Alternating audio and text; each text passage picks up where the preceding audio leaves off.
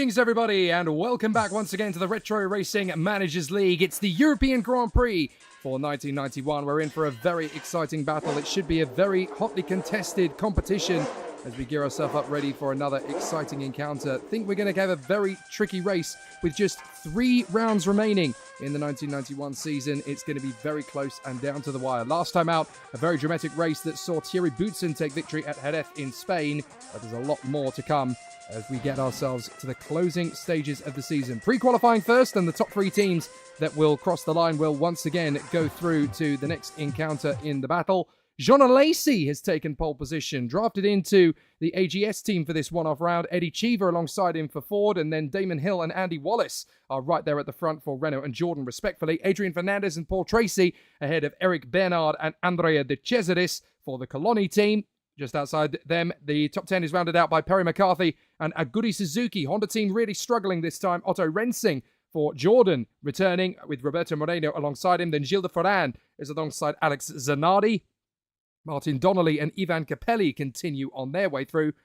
And then we'll go to row number 9, Joachim Winkelhock and Alan McNish, with Roland Ratzenberger taking up residence alongside Tommy Byrne in the Zakspeed. And then bringing up the rear of the grid, we have Nicola Larini alongside Jean-Marc Gounon, who really struggled in qualifying for Renault, with Naoki Hattori, Pierluigi Martini, Eric Comas, and Ricard Rydell in the Real. So we'll finish off proceedings in the closing round of the European leg of the championship. After this, it's just Japan and Australia. 34 laps of the course. It's going to be an interesting one. Jean Alesi there in the Duracell AGS, getting himself ready for the off. The red light is on, and we are ready for the start of action here at the Nurburgring. And off we go. Jean Alesi goes blasting away from the front. But look at the start from Eddie Cheever as we go on board with Damon Hill in the Renault. He's lost a lot of ground already, and it's a hard charge from Eddie Cheever as they go into the first chicane for the first time, and the rest of the field are working their way through. Looks like Alex Zanardi getting a little bit held up there on the way through in the Viant Monteverdi, but through the first chicane, and everybody is keeping themselves well and neatly planted as they go through the first couple of corners. Should be an interesting race, this one. We know that this circuit still not really widely used. The last time it was used for Grand Prix racing, of course, was 1985, so it's been quite a while for this circuit to return to the action once again. It's definitely turning into a very exciting battle up front as Cheever is trying to stretch away from Alesi and Tracy. So already some very good performances in the early doors. Andy Wallace trying to shake off the attentions of Adrian Fernandez. So it could be an interesting one as the competitors continue to work their way further forward. I think we're going to have some really intriguing duels in this one. It's not the most easy of races to predict around the Nurburgring.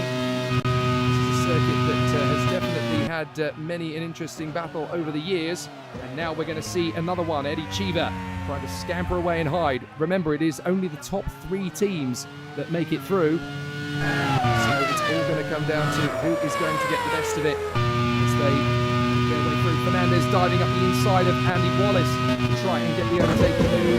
That should be enough to see him in position. No worries at all there. So excellent performances so far, as Winkelhock moves to cover off the other Jordan. That's Otto Rensing, who's trying to get a good run of it. Looks like we've had somebody go off the road there. Yellow flags briefly, and that's Tommy Byrne, that's why. So Tommy Byrne has spun. Let's see what happened. Oh, he ran wide at the first chicane as well. And oh, looks like contact. Contact there with, I think, Nicola Larini. So he's got damage to his front wing. So Nicola Larini is going to be making his way back into the pits after contact with Tommy Byrne. And it also, we've got a mechanical problem further up the road. That is a smoking Minardi. It's Pierluigi Martini right in front of his teammate. So Martini definitely struggling in this race to make an impact. Has not been able to get a decent run of it as smoke billowing off the back of that car. Rumours are circulating the Minardi team for next year. Apparently there could be a tie-in with Lamborghini engines for next year. Possibly even customer Ferrari engines. We'll figure that one out in the closing stages, and Martini gets struck by one of the Hondas going up the chicane. One of the Hondas clattered into the back of him there. Now the Hondas are quite distinguishable this weekend because all of their sponsorship livery has been taken off. All of the stickers have come off that particular car, but one of the Hondas just nudged the back end there. Martini going off the road in the process of trying to retire anyway, but that is dramatic. I think that was Naoki Hattori who ended up striking the back end there. been decided that Honda are going to pull out of Grand Prix racing for 1992 as a team. They're only going to focus on engines for the 1992 season. They'll have works Honda engines for McLaren and then customer Mugen engines for another team. I'm not entirely sure who that's going to be yet, but that's obviously something to decide for in the off-season. Closing up now on Eddie Cheever. The leader comes into the pits to repair that damage. Lacey all over the back of Eddie Cheever as they climb up the hill once again, through the left, through the right, and there is Paul Tracy in the Modena Lamborghini. Fascinating to see which of the three teams actually makes it through. Is that Eric Comas in trouble as well now in the second Minardi? It is. He pulls over at the hairpin, so Minardi's race doesn't even last 3 laps. What is going on? Goodness me, the team was already in dire straits. They lost one of their chief sponsors earlier in the year, Glenfiddich. And now, unfortunately, the Minardi team are definitely ending the season on a very sour note here as both their cars finish off before we've even completed 5 laps of racing. That's devastatingly bad luck for the Minardi team. Down on board again with Tracy. That's Adrian Fernandez, the Mexican who's just banged in the fastest lap. As Lacey makes the bid on the inside of Eddie Cheever for the lead of the race and into the first chicane. He gets the move, so Jean Lacey takes the lead in the Duracell AGS. Very good performance indeed from Jean Lacey so far. He's been on the off-season for most of the difficulties there. So a very tricky situation for the contenders. But now there's even more drama as we've got an interesting battle going on further back. This is an interesting one. We've got Winkelhock all over the back. No, sorry, that is not Winkelhock. That is Tommy Byrne all over the back of the Honda. So interesting. Been quite a competitive run for all of the contenders at the moment. Eddie Cheever, having lost that position to John Lacey in the AGS, is now struggling to maintain the gap to him. So we've got 13th place. We saw briefly there Martin Donnelly in front of the Jordan of Otto Rensing and Joachim Winkelhock, who is in the Zach Speed. That team is going to be focusing purely on touring car and sports car competition from next year onwards. But Lacey leads the way. Cheever and Fernandez now second and third. So Fernandez not only got ahead of Andy Wallace, but has actually tried to close up to his American teammate now. And Jean Lacey continues in his charge forward for AGS. He, of course, will be joining the Peugeot Grand Prix team for 1992 as he joins forces with the 3-time world champion Alain Prost. So that's going to be fascinating to see how that partnership goes. Paul Tracy has come into the pits, so problems with the Modena Lamborghini. Now, he was running as high as third at one point in the early stages of this race, so clearly some kind of mechanical problem for Paul Tracy and the Modena Lamborghini team. Well, that benefits Jordan, as that promotes them and their man Andy Wallace up into 4th position. Don't forget, it is the top 3 teams that come through. Now, there is the all-white Honda.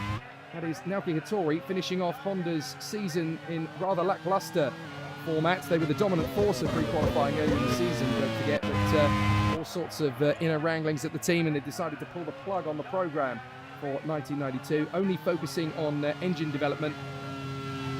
They'll be in the back of the McLarens for next year. So the 1991 Grand Prix World Championship continuing with pre-qualifying. It's the first 3 teams across the line that join the teams in the main Grand Prix, and later on this little battle further back is starting to be spicy. We've got Gilda Ferran that we're riding on board with. He's trying to close up on the Chesis and Moreno. Agony Suzuki in the lead Honda is still in that mix as well. Sorry, we were on board with Moreno. My apologies, not with Gilda Ferran. As De Cesaris now gets the move on the inside of Suzuki, and that'll do nicely. He gets through. Not entirely sure if Roberto Moreno managed to get through as well, but certainly a difficult time for the team to have a little bit of a hiccup. And look at Cheever. He's got Fernandez all over the back of him, so Fernandez could make the dive here into the hairpin. The Mexican has to think about it on the inside line. No worries. Adrian Fernandez sails through on Eddie Cheever, and there's not a lot that the American can do about it. He just has to let Fernandez go. So Jean Lacey in front of Fernandez now into second, then Cheever, Wallace, Damon Hill, Eric Bernard, Andrea De Cesaris and Agony Suzuki in front of Roberto Moreno and Perry McCarthy in P10, the British driver. Agony Suzuki's having all sorts of problems. Look at this, that's the move on the inside from the other Coloni now. So Roberto Moreno trying to get through. Suzuki fights back. Moreno tries to go all the way round the outside. And that is terrific from Roberto Moreno.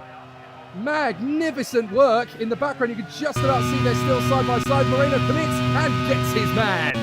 Fantastic work for the Brazilian. So Roberto Moreno now moves up into 8th behind Andrea De Cesaris and in front of Aguri Suzuki, with Perry McCarthy still there in P10 in front of Gilles de Ferran, and then Martin Donnelly, Alessandro Zanardi, Otto Rensing, Jean-Marc Gounod in the second of the Renaults. Well, let's see. Here's Alessandro Zanardi in the Vaillant Monteverde.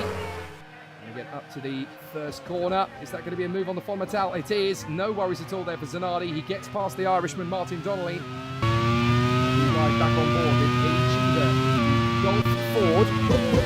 The original plans, of course, to make this the Aston Martin Works programme. There's still ongoing discussions as to whether it's going to be the Aston Martin brand, whether it's going to be the Jaguar brand, or whether it's just going to be the plain old Ford brand. Even rumours about Sir Jackie Stewart wanting to get involved in the project. Simon Hall currently races in what is going to be known as the varsity season next year, is what is currently now known as Formula 2. Adrian Fernandez. Back in here, Jean-Marc Gounod in the Renault. Trying to get right up gusto with Martin Donnelly. Not going to make a very easy job of it if he can keep this momentum moving forward. It's not easy, and that is definitely going to be a real indication of what's to come for Jean-Marc Gounod. Making massive steps forward, really good progress. It's not easy to see how they're going to continue to make these kind of advancements. So still a lot of good moves to come, and still a lot of good work from the teams. Apologies if the audio in my commentary box has had a little bit of a hiccup. We have now corrected that, hopefully. So De Cesaris out of the race. Now De Cesaris was up in that mix of the top 10. So De Cesaris is now well and truly out of this. Now that's a big disappointment for the Coloni team. Andrea De Cesaris and the crew were hoping for a lot more, but it's not going to be the case on this occasion, as Jean Alesi continues to hold station in front of Adrian Fernandez and Eddie Cheever. Then Andy Wallace, Damon Hill, Eric Bernard, Perry McCarthy now 7th after all that shuffling of the decks. And then Moreno, Suzuki and Gilles de Ferran. So Alesi in the AGS, still controlling the pace up at the front end of the field for the time being. Still, they make good work of it as the battles rage throughout this field. But Jean Alesi has got good pace. Now, there are two options in this. Oh, more smoke coming out of one of the cars. Is that Moreno in the second Coloni? I think that's both Colonis are going to drop out within a few seconds of each other. Very similar to what we saw from the Minardis earlier on. They both dropped out in quick succession. And it looks as though it's going to be exactly the same fate for the Coloni team. The Subaru engines have not gone the distance. A potential for Subaru to supply more engines to another team next year. They're certainly keen to try and develop the programme, but it's whether or not anybody else is keen to develop it with them, as we watch Rickard Rydell in the Real, who's currently tucked up behind Naoki Hattori in the Honda. The Swedish driver, apparently he is being courted for touring car action next year in the Super Touring World Cup. We could well see Rickard Rydell switch disciplines in 1992. Tommy Byrne really starting to hustle his man up the road in front of him. So Tommy Byrne going to battle with one of the Fonmatals. I think that's going to be Roland Ratzenberger. Oh, big smoke up the road. So who is that in trouble? Is that still Moreno? Yes, it is. Moreno still circulating, despite the fact he's got plumes of white smoke coming out of the car in front. So Moreno is just going to pull off the road, I'm sure, at the hairpin within too long. There he is. The car is finally conking out as McNish goes through. Moreno is there in the chicane, not where he wants to be at all. He really should be pulling off the road in that car, to be honest, and now he does so, but too little too late for Roberto Moreno and the Coloni team, as he is now out of the race. Now, back to the battle for the lower ends of the points. It's the top 10 cars that score points at this level. Roberto Moreno out of the race, as we know, but we're watching Martin Donnelly try and close up on the Jordan of Otto Rensing, who is still putting on a reasonable show. Behind them, we've got Capelli and Gounod. That's Ivan Capelli in the Monteverde Vaillant and the Renault of Jean-Marc Gounod. Whilst in front, both of them are of Joachim Winkelhock, the German talent. So, interesting stuff as we go on board once again. Let's have a listen in.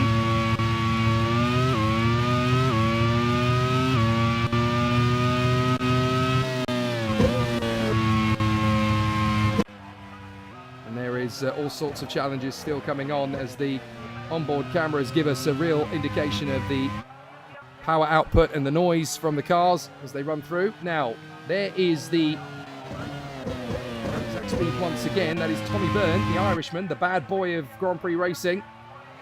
Definitely trying to work his way forward. He and Smoking Joe are as like as two peas, though, and they've certainly been doing a very interesting job for the team that is basically known as the Men in Black over the course of this season. So we're going to watch this team finish off the closing stages in good duration. But Alesi still leads in the AGS from Fernandez, Cheever, Wallace, then Damon Hill. So at the moment, it's going to be AGS that goes through to the Grand Prix along with the Gulf Ford team and the Jordan team with Andy Wallace in fourth position in front of the Renault of Damon Hill. Still plenty of teams wanting to work their way forward. There's Perry McCarthy in the second of the AGS Judds. That car is really suited to this Nurburgring circuit. It's fascinating how from one circuit to the next, you don't get a dominant run of form, although I do know, of course, that Honda have stopped developing their car. They're literally just seeing out the end of the season. So could be an interesting challenge now from AGS to see if they can finish this victory off, although Fernandez and Cheever are not far away. We're on lap 11, 10 laps completed, 34 in this pre-qualifying race. You've got to go the distance if you want to get into the Grand Prix. The 1991 European Grand Prix will be, of course, round 15 of this 17-race championship. And then after this, we will have the Japanese race at Suzuka and then the Australian race on the streets of Adelaide. Eddie Cheever! Fire out of the back of his car! Eddie Cheever's gone! Well, that's one less car for Andy Wallace and Damon Hill to worry about, as Eddie Cheever, he was never going to be destined to win this race. Flames billowing out of the back of his car. He pulls off to the side of the road. And that is game over for Eddie Cheever. So, big disappointment then at the Gulf Ford team as one car drops out. The other one is still going for the Mexican Adrian Fernandez. But Eddie Cheever is well and truly out of this race. A catastrophic engine failure for Eddie Cheever. He's out of the car. He's okay. But, well, then there were two up at the front on their own. Alesi and Fernandez as Otto Rensing now tries to get his move on the inside line. So Otto Rensing is trying to go for a move on the inside there of the Dallara. And that is Gilda Ferran who's taken over that car, of course. Gilda Ferran who's been loaned to Dallara by Williams for the closing stages of this season. The team principal of the Williams squad, Scott Woodward, is elected to step away from the team and move on to other things. It'll be Joshua Birch that takes over the squad. And it's going to be an interesting lineup for the 1992 season. They're going to bring Nigel Mansell back to the Ferrari fold. And he will be joined at the team by Renault's Damon Hill. He's elected not to stay with Renault, but move on to Williams. What an opportunity there. There's still a lot of rumours circulating as to whether Renault will actually supply Williams with customer engines next season. It's still being debated. As now Chiatori in the Honda tiptoes his way through. What a weird season it's been for them. They started the year in Leighton House colours. Then obviously Honda found some more sponsorship from Japan once the deal went south. There was Sega all over the cars a couple of races ago. In fact, as early ago as the last round of the championship at Jerez. And now everything very different for the team that is bedecked all in white. It's a very different phase of racing now for the Honda team. So Naoki Hattori just trying to get the car home at this rate. Tommy Byrne losing the position there, I think, to the Real. That's Alan McNish getting through. So McNish gets the overtaking move. And that certainly helps out their charge, although the Zach Speed team are still having a couple of headaches in this one in terms of strategy as we watch Jean Alesi in the AGS Judd. Still leading comfortably on lap number 13. Having a very smooth race of it at the moment. Looking good to be one of the three teams that progresses through. Here's Ivan Capelli. Capelli looking for his manoeuvre on the inside line to try and work his magic further forward up the inside of the Fonmetal. So into the inside and gets into 10th position. That's the final championship point, don't forget, because it's the top 10 in the Grand Prix World Championship that scores points. Here's Andy Wallace in the Jordan with Ferrari engines. They're not going to have Ferrari engines much longer, of course, because for 1992 they've done a united deal with both Penske and Chevrolet. So they will basically become an American-Irish team for 1992. Already a lot of debate as to how that project is likely to fare, and they've got a lot of confidence heading into 1992. So no doubt all of the American-Irish pubs across the length and breadth of the United States are going to have a lot of excited race fans sat in them. Certainly the Jordan Penske operation will be an interesting one. Right, here's Jean Alesi in the AGS. Let's ride on board.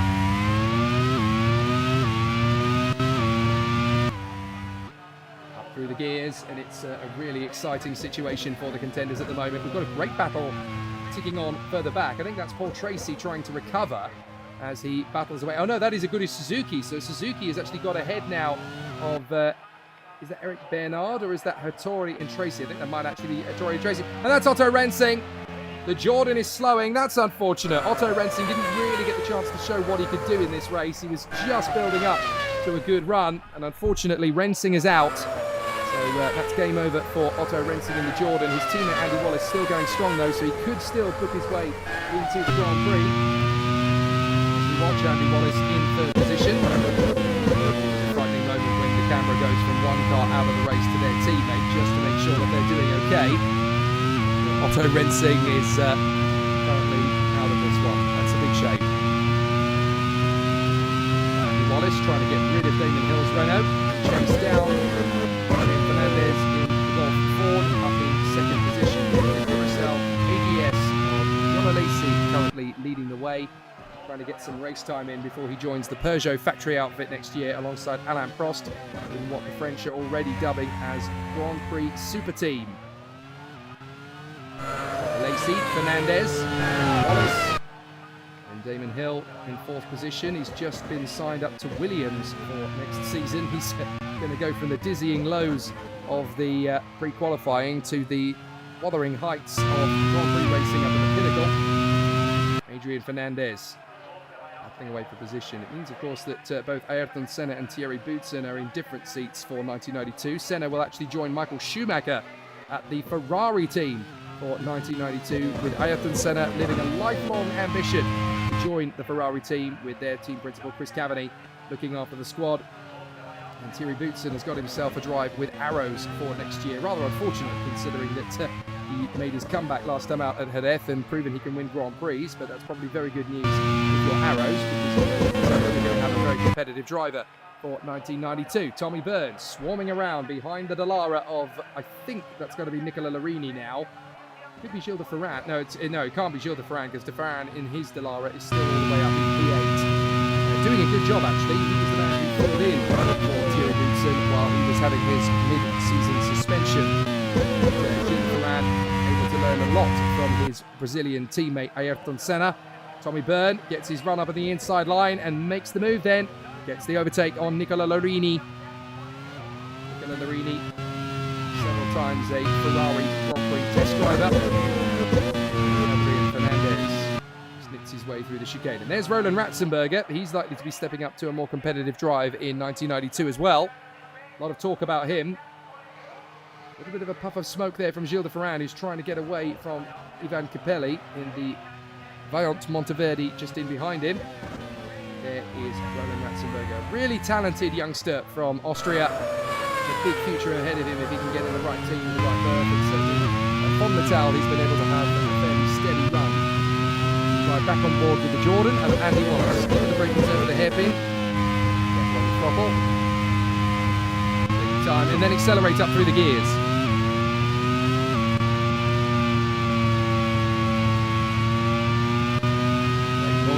V10s give us in the 1991 Grand Prix World Championship. Brought to you by Microprose, XL5 Media and Racing Voice.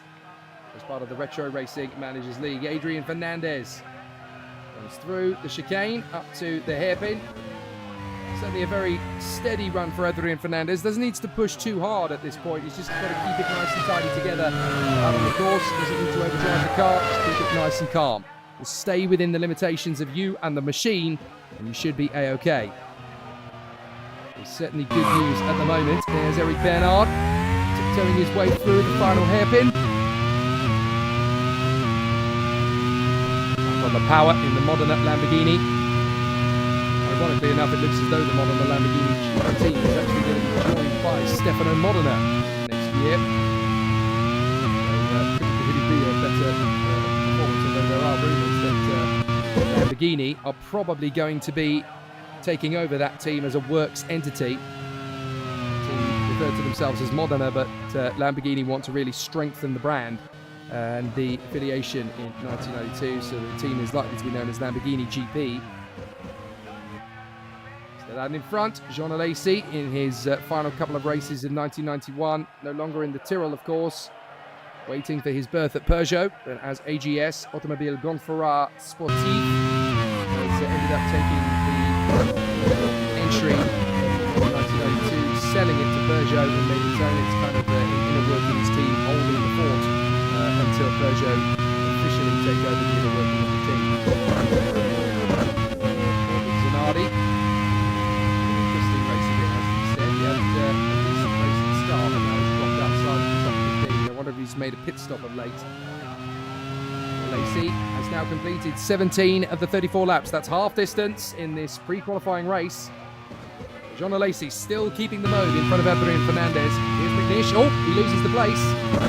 McNish loses ground there to the Fonmetal of Martin Donnelly. That's for 10th position, the final championship point. McNish would dearly love to put Real on the scoreboard in Nurburgring, here in Germany. Run on the slipstream, and we cut away at exactly the wrong moment. That could be McNish getting through. It is Paul Tracy getting through, and that's McNish in front of us, so we get to see both moves in one. McNish gets the overtake on Donnelly, Tracy gets the move on Ratzenberger. Well done to the producers on the cameras, and now Tracy's going to dive it on the inside of Ratzenberger and finish that job. On the inside of Donnelly. So he's made two overtaking moves in as many corners, very nearly.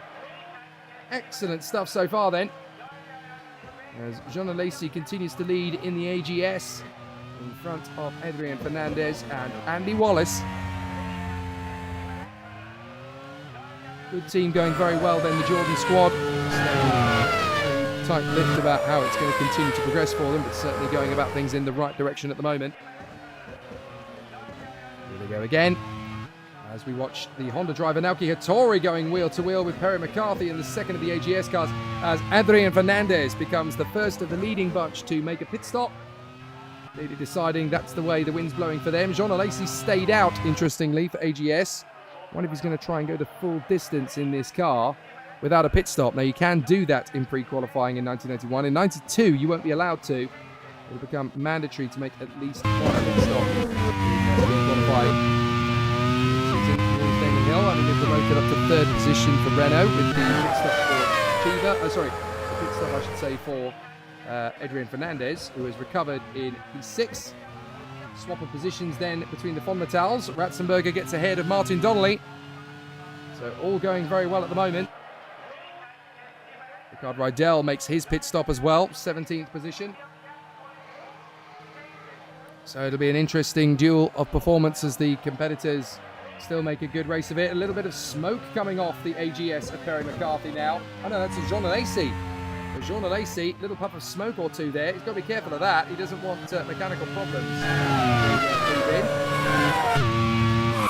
be a tough race of it for Jean Alesi if more lockups come along the line. You go back on board with Tommy Byrne. Very much racing the way. It's kind of the miles of Grand Prix racing. Difficult but good. The Irishman.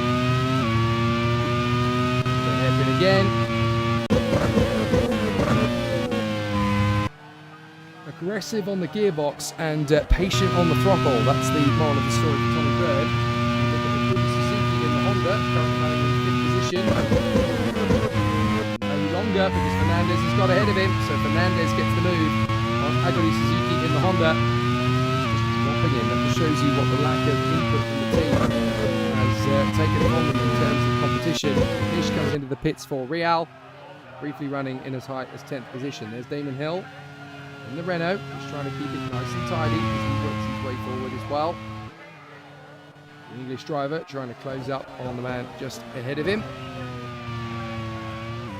Andy Wallace in the Jordan looking very comfortable indeed at the moment for 2nd position. Not a lot of difference between these two. This particular car, though, of course, the Renault, is a little bit more lime yellow, I should say, or lemon yellow by comparison to the contrasting almost golden yellow of the car at Jordan. Andy Wallace certainly doing a great job in second place at the moment.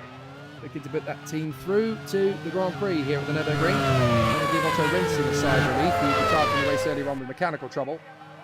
So for him to have a second chance of doing this would definitely be a nice way to continue. Here's Barry McCarthy. Trying to get up the inside of a rather feisty Martin Donnelly. Could have gone nasty. Now he tries again in the chicane. No, you don't. Martin Donnelly again holds his nerve. And again makes sure that there's no room at the inn.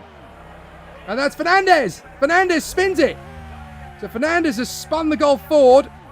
What on earth happened there? It looks as though it was just driver error from Adrian Fernandez. Didn't look like it was anything in particular, but of course he was running in second place and then made a pit stop, so maybe just trying to get the tyres back up to temperature. Fernandez has spun in the Golf forward, and that has thrown an absolute spanner into the works for the Blue Oval. So that promotes Wallace to second and Damon Hill to third outright, never mind in the pit stop phase. So this is great news for Jordan, great news for Renault, and potential good news for Modena Lamborghini if they can get ahead of any of the three cars in front of them. But for Golf Ford, it is game over. Not a million miles away from possible for Aguru Suzuki and the Honda either, who's just trying to keep things afloat. But that is big drama as Adrian Fernandez spins at turn one, and that is very much any chance he would have had of taking the victory in this pre-qualifying encounter now put to bed. Looking at Jean Alesi, still having a very smooth race of it in the AGS in the lead of the race. Then Wallace, Hill, Bernard and Suzuki. Belli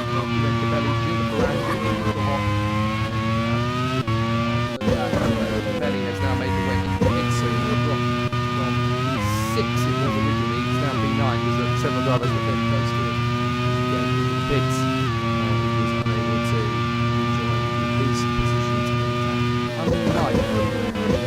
first man who came into the pits, Eddie Cheever, who dropped a long way back, but in terms of pure momentum, that car is still going to be fairly close to the sharp end for the entirety of the rest of this short race.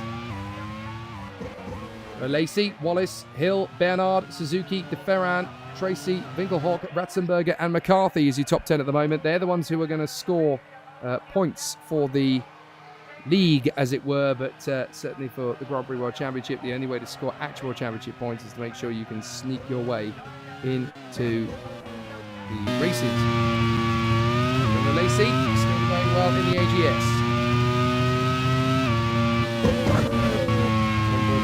Beautiful sounding cars, the V10s really are a fantastic era of Grand Prix racing. Long may it continue here in the closing stages of 1991 as Gil de Ferran in the Dallara, definitely a giant killing performance from the Brazilian at the moment. He's battling wheel to wheel there with poor Tracy. He's not quite been able to get the most of it, but certainly running the Dallara further up the road than it has been for quite some time. Always pretty exciting to see when the Dallaras get to run towards the front, because of course they carry very similar colour schemes to the traditional Ferrari red. It is the word there from the leader as he looks to go through, and there is the man in third position. That distinctive London Rowing Club helmet inspired design, characteristic of the same helmet design that his father Graham Hill wore in his time in Grand Prix racing. Hard to think that was only 16 years ago, isn't it? Here comes Adrian Fernandez. He's on the comeback charge at least, so he will dive up the inside to move up into 13th place past Alessandro Zanardi, but now he's going to have a bit of a mission to go and get after Naoki Hattori. The Honda is still fairly quick in a straight line, even if Akinomoto isn't yet. So it's still early days then in this weekend as Andy Wallace is tiptoeing his way through to the chicane. Still looking okay in second position at the moment, the Jordan driver. Hopeful that he can keep the car running another 12 laps, another 11 laps including this one, to get the team through. Now Jean Alesi is going to struggle here a little bit behind Rickard Rydell. The Swede is being shown the blue flag, but there's really not a lot you can do about it in that particular point, and I think that's where the officials will probably square with that side of the story. Inside, that's Naoki Hattori being challenged by Fernandez, and Fernandez is going to make his sweeping move on the inside line. as they pass the pits. Ratzenberger has come into the pits, so has Joe Winkelhock, so this is the battle for the final point. JJ Fernandez has now just snatched away from the 11th place man. That is now Viatori for Honda.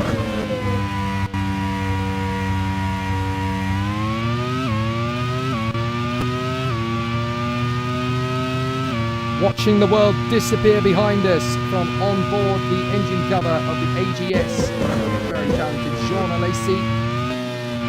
He will join Peugeot next year, of course, alongside Alain Prost. The two-time world champion is definitely going to have a new kid on the block to train him and shape him up. Damon Hill getting a little bit closer to Andy Wallace in the Jordan, I have to say. It's looking pretty good from his perspective. Let's see if he can continue the bandwagon rolling. It isn't going to be straightforward for Damon Hill to catch and pass Andy Wallace. He wants to be careful. He doesn't overdrive the car in the process. He doesn't need a mechanical problem now with so little time to make up for it, as Zanardi gets his man. Finally goes close to the back end there. That's Zanardi hustling the Honda up the road. Naoki Hattori. And Alesi still just taking his time, and that's a move from Martin Donnelly to swarm around like an angry wasp at a picnic behind the very talented and very highly rated youngster. On board again, the Renault with Damon Hill. Back on the power. Trying to stay as close to Andy Wallace as possible. Never easy to know how far into a race a driver like that will choose to go. Those that decided to take no pit stops have preferential circuit position, whether they'll lose you to a couple of choice errors in strategy.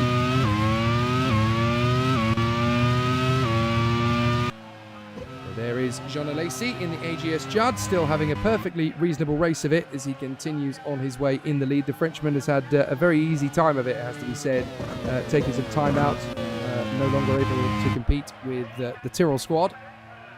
But certainly it's been looking pretty strong and pretty comfortable at present best for the team, still battling away.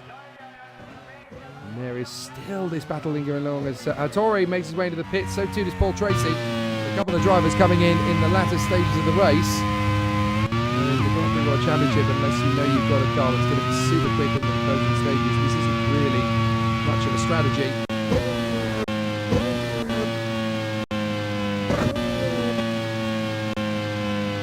That is a gearbox problem for Damon Hill in the Renault.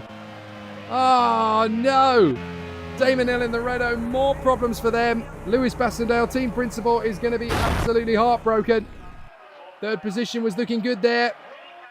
And I'm afraid now it's all up to Jean-Marc Gounod in the second of the Renaults, but Damon Hill certainly proved there why he is the man to lead the charge with Nigel Mansell for Williams in 1992. They signed him, they knew he was going to be an interesting prospect. And that's very much done now, I'm afraid to say. But poor Damon Hill was looking so good for him. So now that means that the three teams that are likely to go through are the teams from AGS in the lead of the race. Second for Jordan with Andy Wallace, and third for Modena Lamborghini. So those are the three teams to go through at the moment, although there is a fourth different team in top four. The very maligned and undercredited and appreciated Tomoki. Bernard there in third position. My apologies. So Bernard still doing a fair job. Where's poor Tracy gone? He's now 12th position behind Jean-Marc Gounod. The Delara there of Gilles de Ferran. Great to see him putting in a good substitute effort here. So Gilles de Ferran, who substituted for Thierry Boutsen mid-season at Williams, now finds himself finishing the season for Delara. The Brazilian is rather hopeful of a full-time drive in 1992. He can't find the seat on the Grand Prix grid. There are plenty of seats available there. Eric Bernard in the Martini Modena Lamborghini now finds himself in third position, probably with a lot of pressure from Magoli Suzuki and Perry McCarthy still in the top five. This moment for quite so much. Gets through, but he does end rather not.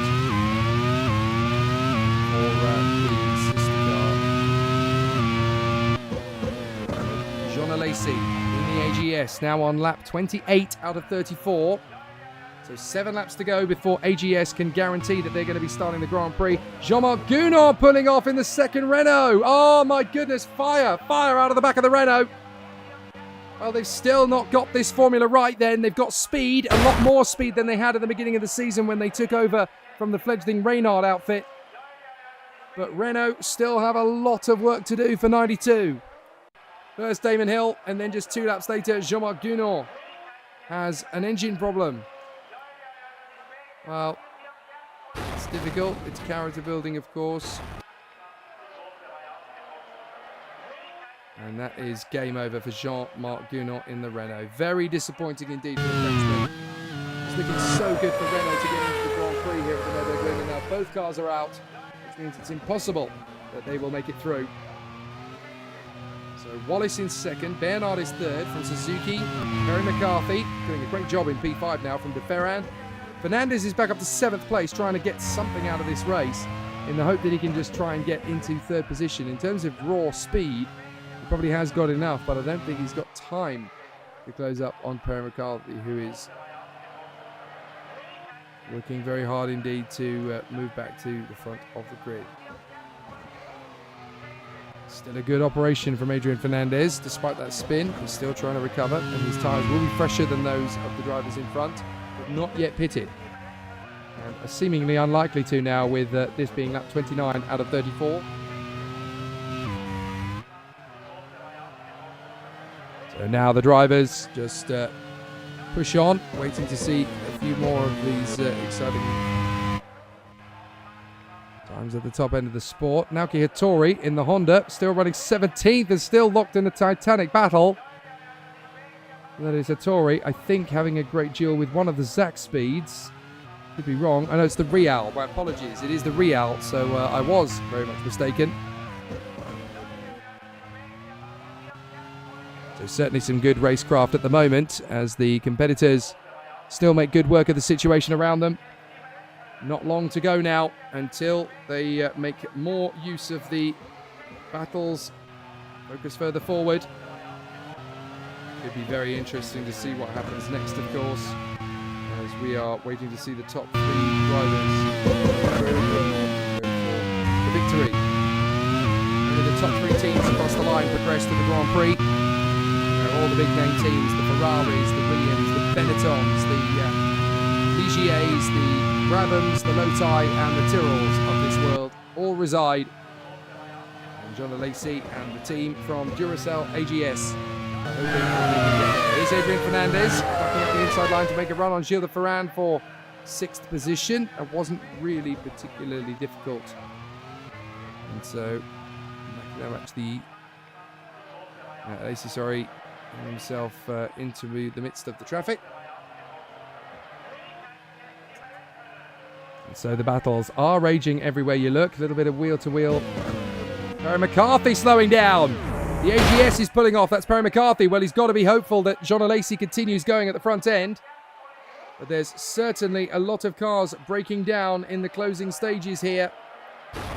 And the attrition rate is accelerating in the closing phase of this pre-qualifying encounter. Perry McCarthy now out of the race for AGS. That leaves just Jean Alesi in the lead. So Jean Alesi in the AGS then trying his best to bring the car home with a very tough battle over the course of the previous 2 encounters. Alesi still trying to get well clear of Andy Wallace, as there is the car being recovered in the background. Just saw briefly there for McCarthy, but the sister car is still very strong as we ride on board with the hard-charging Renault Mansberger. That's Alan Nish directly behind us. We can get ourselves into P12 or maybe even P11 before the end. I think the top 10 finish may be out of the question and running short on laps. We've only got 4 to go, including the one that the race lead is actually on. So Ivan Capelli, turn 1. Still working his magic in getting those overtaking moves done, and that is a solid bit of effort from Kazuo Oshima. My apologies, I thought I saw a car in the mix there. Paul Tracy, or Modena Lamborghini. Oh, he's got, he had a very interesting run from Martin Donnelly there behind him. So Donnelly having a bit of a moment, trying to get his move on the inside line. 3 laps to go, and Alesi leads Wallace, Bernard, Suzuki, Fernandez, De Ferran, Alessandro Zanardi, Ivan Capelli, Paul Tracy, and Martin Donnelly. It looks as though the AGS is going to go the distance here. The other car run by Barry McCarthy, and that's Ricard Rydell. So the Real is slowing down to a stop, and that's a failed engine. Well, you don't need me to tell you so.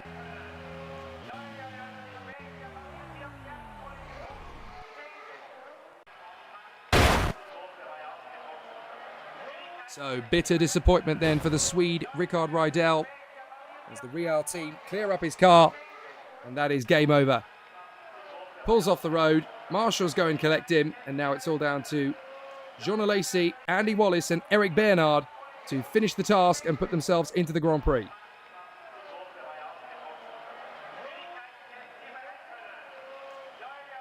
And the Marshals are actually having to move the car to the opposite side of the circuit.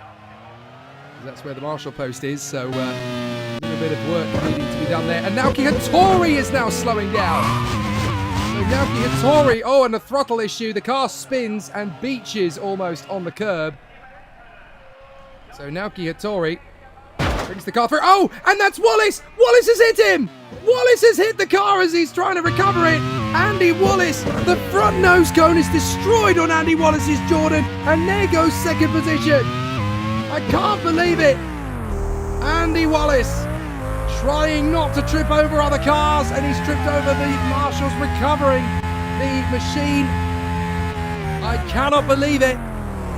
Well, big drama in this one, as Andy Wallace is brought into the pits then to change the front wing, but it's too late to save their chances. Bernard is going to go through, Suzuki is going to overtake, so is Fernandez. And I cannot believe the way that this race has turned around for the Jordan team. They had it in the palm of their hands. Andy Wallace rejoins in 5th place. I wonder what the team manager, Topher Smith, is going to say about that one.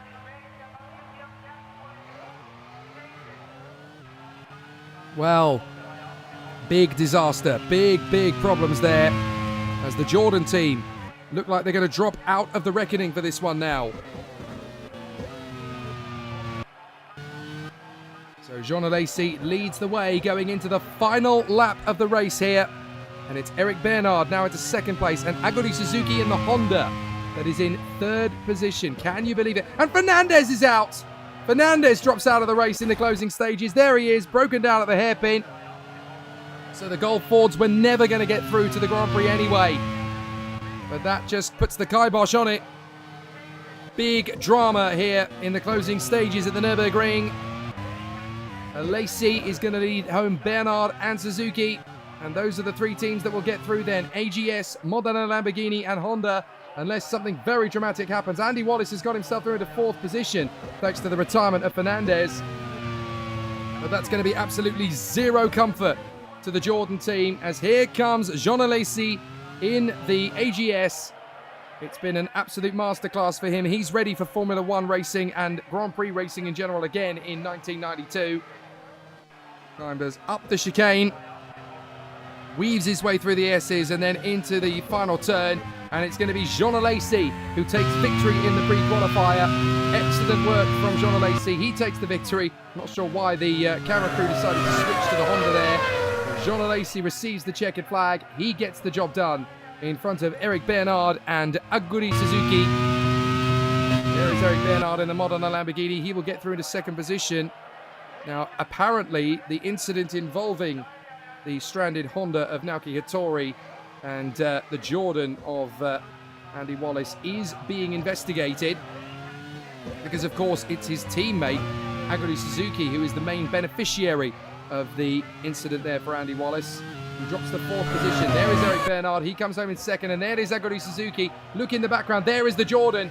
Andy Wallace desperately trying to catch up to Aguri Suzuki, but it's not going to happen. Suzuki will cross the line in 3rd position.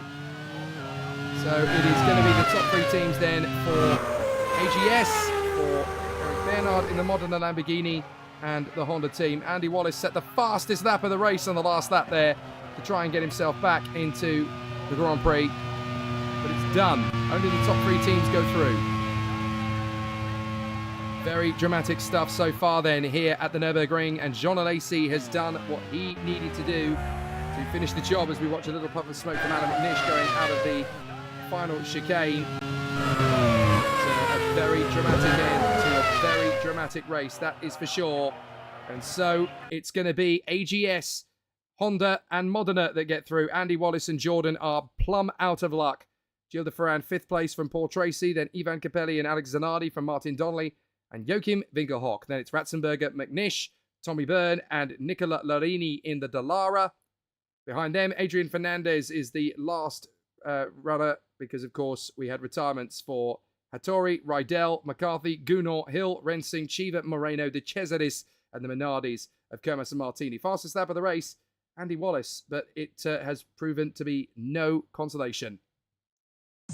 So after a dramatic race there in the pre-qualifying, post-race investigations were taking place into the incident that saw Naoki Hattori retiring from the race and striking Andy Wallace's car. At least the Marshal's car meant that the Marshal's recovery allowed Andy Wallace nowhere to go but into the path of the stranded car. So in a one-off, and this is a complete one-off, the officials at the RRML have elected to allow Jordan the chance to pre-qualify as a 14th team amongst the Grand Prix teams. So they will get the chance. Now, this means that only 26 cars can start.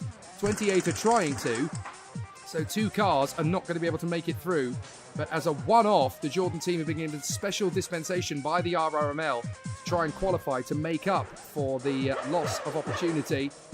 So that is their chance to get through. So we'll have to see who makes it through and who doesn't. But here is the starting grid for the Grand Prix itself. It's Ayrton Senna and Nigel Mansell. Williams versus Ferrari on the front row of the grid. Williams versus Ferrari again on the second for Thierry Boutsen and Michael Schumacher.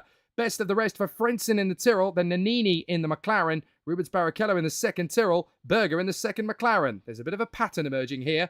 Michele Alboreto for Lotus alongside Eddie Irvine, then Martin Brundle and Paul Warwick, who was given the nod again for Lotus as Derek, his older brother, has decided to switch to sports cars.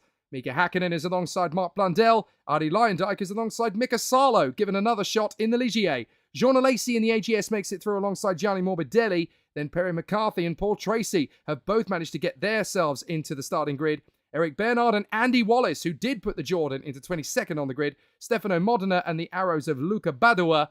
And then we have the last 2 cars starting the race. And that will be Manuel Reuter and Aguri Suzuki. So only one of the Jordans and only one of the Hondas makes it through. It's even and fair, so that allows everybody the chance to race. So Ayrton Senna in the Porsche Williams will go from pole position alongside Nigel Mansell. And don't forget that these two are locked in the battle for the championship along with Michael Schumacher in the Ferrari. There's still a few outside bets as well. Off we go, and we are under starters' orders at the Nurburgring. Great start from Gerhard Berger in the McLaren as the drivers charge forward. Senna's got a good launch, so has Mansell. Mansell is going to try and take the lead away from Senna, and he's done it. So Mansell leads from Senna and Schumacher as Mika Salo tiptoes his way through in the first apex. Not been easy to work out where he's going to try and get through, but Nigel Mansell has made the perfect start in the Ferrari, and he leads the way ahead of Ayrton Senna's Williams. Of course, the 2 drivers will swap teams for 1992. Senna heading to Williams, Senna heading to Ferrari, I should say, and Mansell heading to Williams. But now they're going to duel with each other in each other's cars for 92 as they climb up the hill. Mansell, Senna, Schumacher, Barrichello in the Tyrrell. What a start from him. Then Boutsen, Frentzen, Irvine, Alboreto. Berger had an amazing initial start, and now he's lost ground again, down to 9th, in front of Hakkinen in the Brabham, who's had a spectacular launch. Then Nannini, Blundell, Leyendijk, Brundle, and Eric Bernard in the Modena Lamborghini. But look at Senna, all over the back of Nigel Mansell, trying to make his way through. No, you don't, says Nigel Mansell. I'm going to keep this position for the time being, thank you. So Senna will have to try again in the Porsche Williams. Around behind the Ferrari. Is it going to be just a 1-lap lead then for Nigel Mansell? Because Senna is looking so threatening in the Porsche Williams as they go down the straight. Mansell leads over the line, but Senna is going to make his bid into turn 1. And Ayrton Senna, as quickly as he loses the lead, he regains it on Nigel Mansell. So Senna puts the Porsche Williams up front. Excellent work from the Brazilian. There's Schumacher in the second of the Ferraris, chasing down Mansell. He'll be partnered by Senna at the Ferrari team next year. That's going to be an absolutely incredible combination. Meanwhile, we're on board with the McLaren of Alessandro Nannini. He's had a very strange season as Nannini. The team principal of McLaren, Dave Goddard, has decided to stick with both Gerhard Berger and Alessandro Nannini for 92. Despite the fact that they both had some rather intriguing battles out on the course this year. There is Arie Luyendyk in the beautiful Arrows car. That's going to be continuing on, of course, into 1992 with Thierry Boutsen joining the team from Williams. As the drivers work their way through the opening couple of laps, it's certainly going to be a long race, this one, 67 laps in duration. But it will be a tough one for Ayrton Senna and Nigel Mansell in front of Michael Schumacher, Thierry Boutsen and Rubens Barrichello. So Boutsen in the Williams has got back in front of Rubens Barrichello, as Senna has the fastest lap of the race as they work their way forward.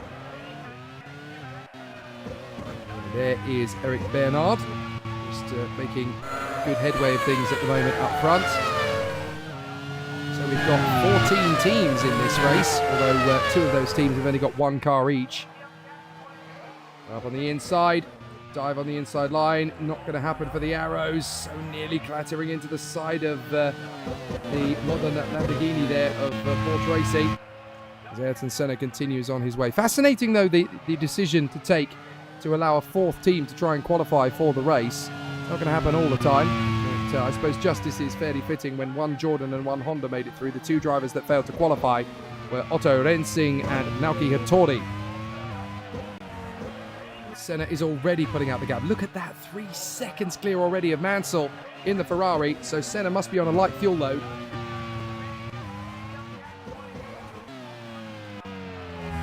There is the winner of the pre-qualifier, Jean Alesi in the AGS. And got himself into the grid.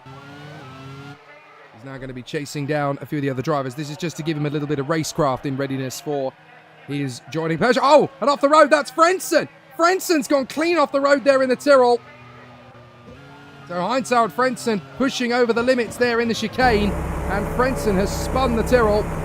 That's gone very badly wrong indeed for Heinz-Harald Frentzen. Not what he wanted at all. Now, I don't know whether there was contact there with the Ligier of Eddie Irvine, but it certainly looked pretty nip-a-tuck. Doesn't look like we've got the replay for it, but I'm actually going to go back and look through the footage on my monitor.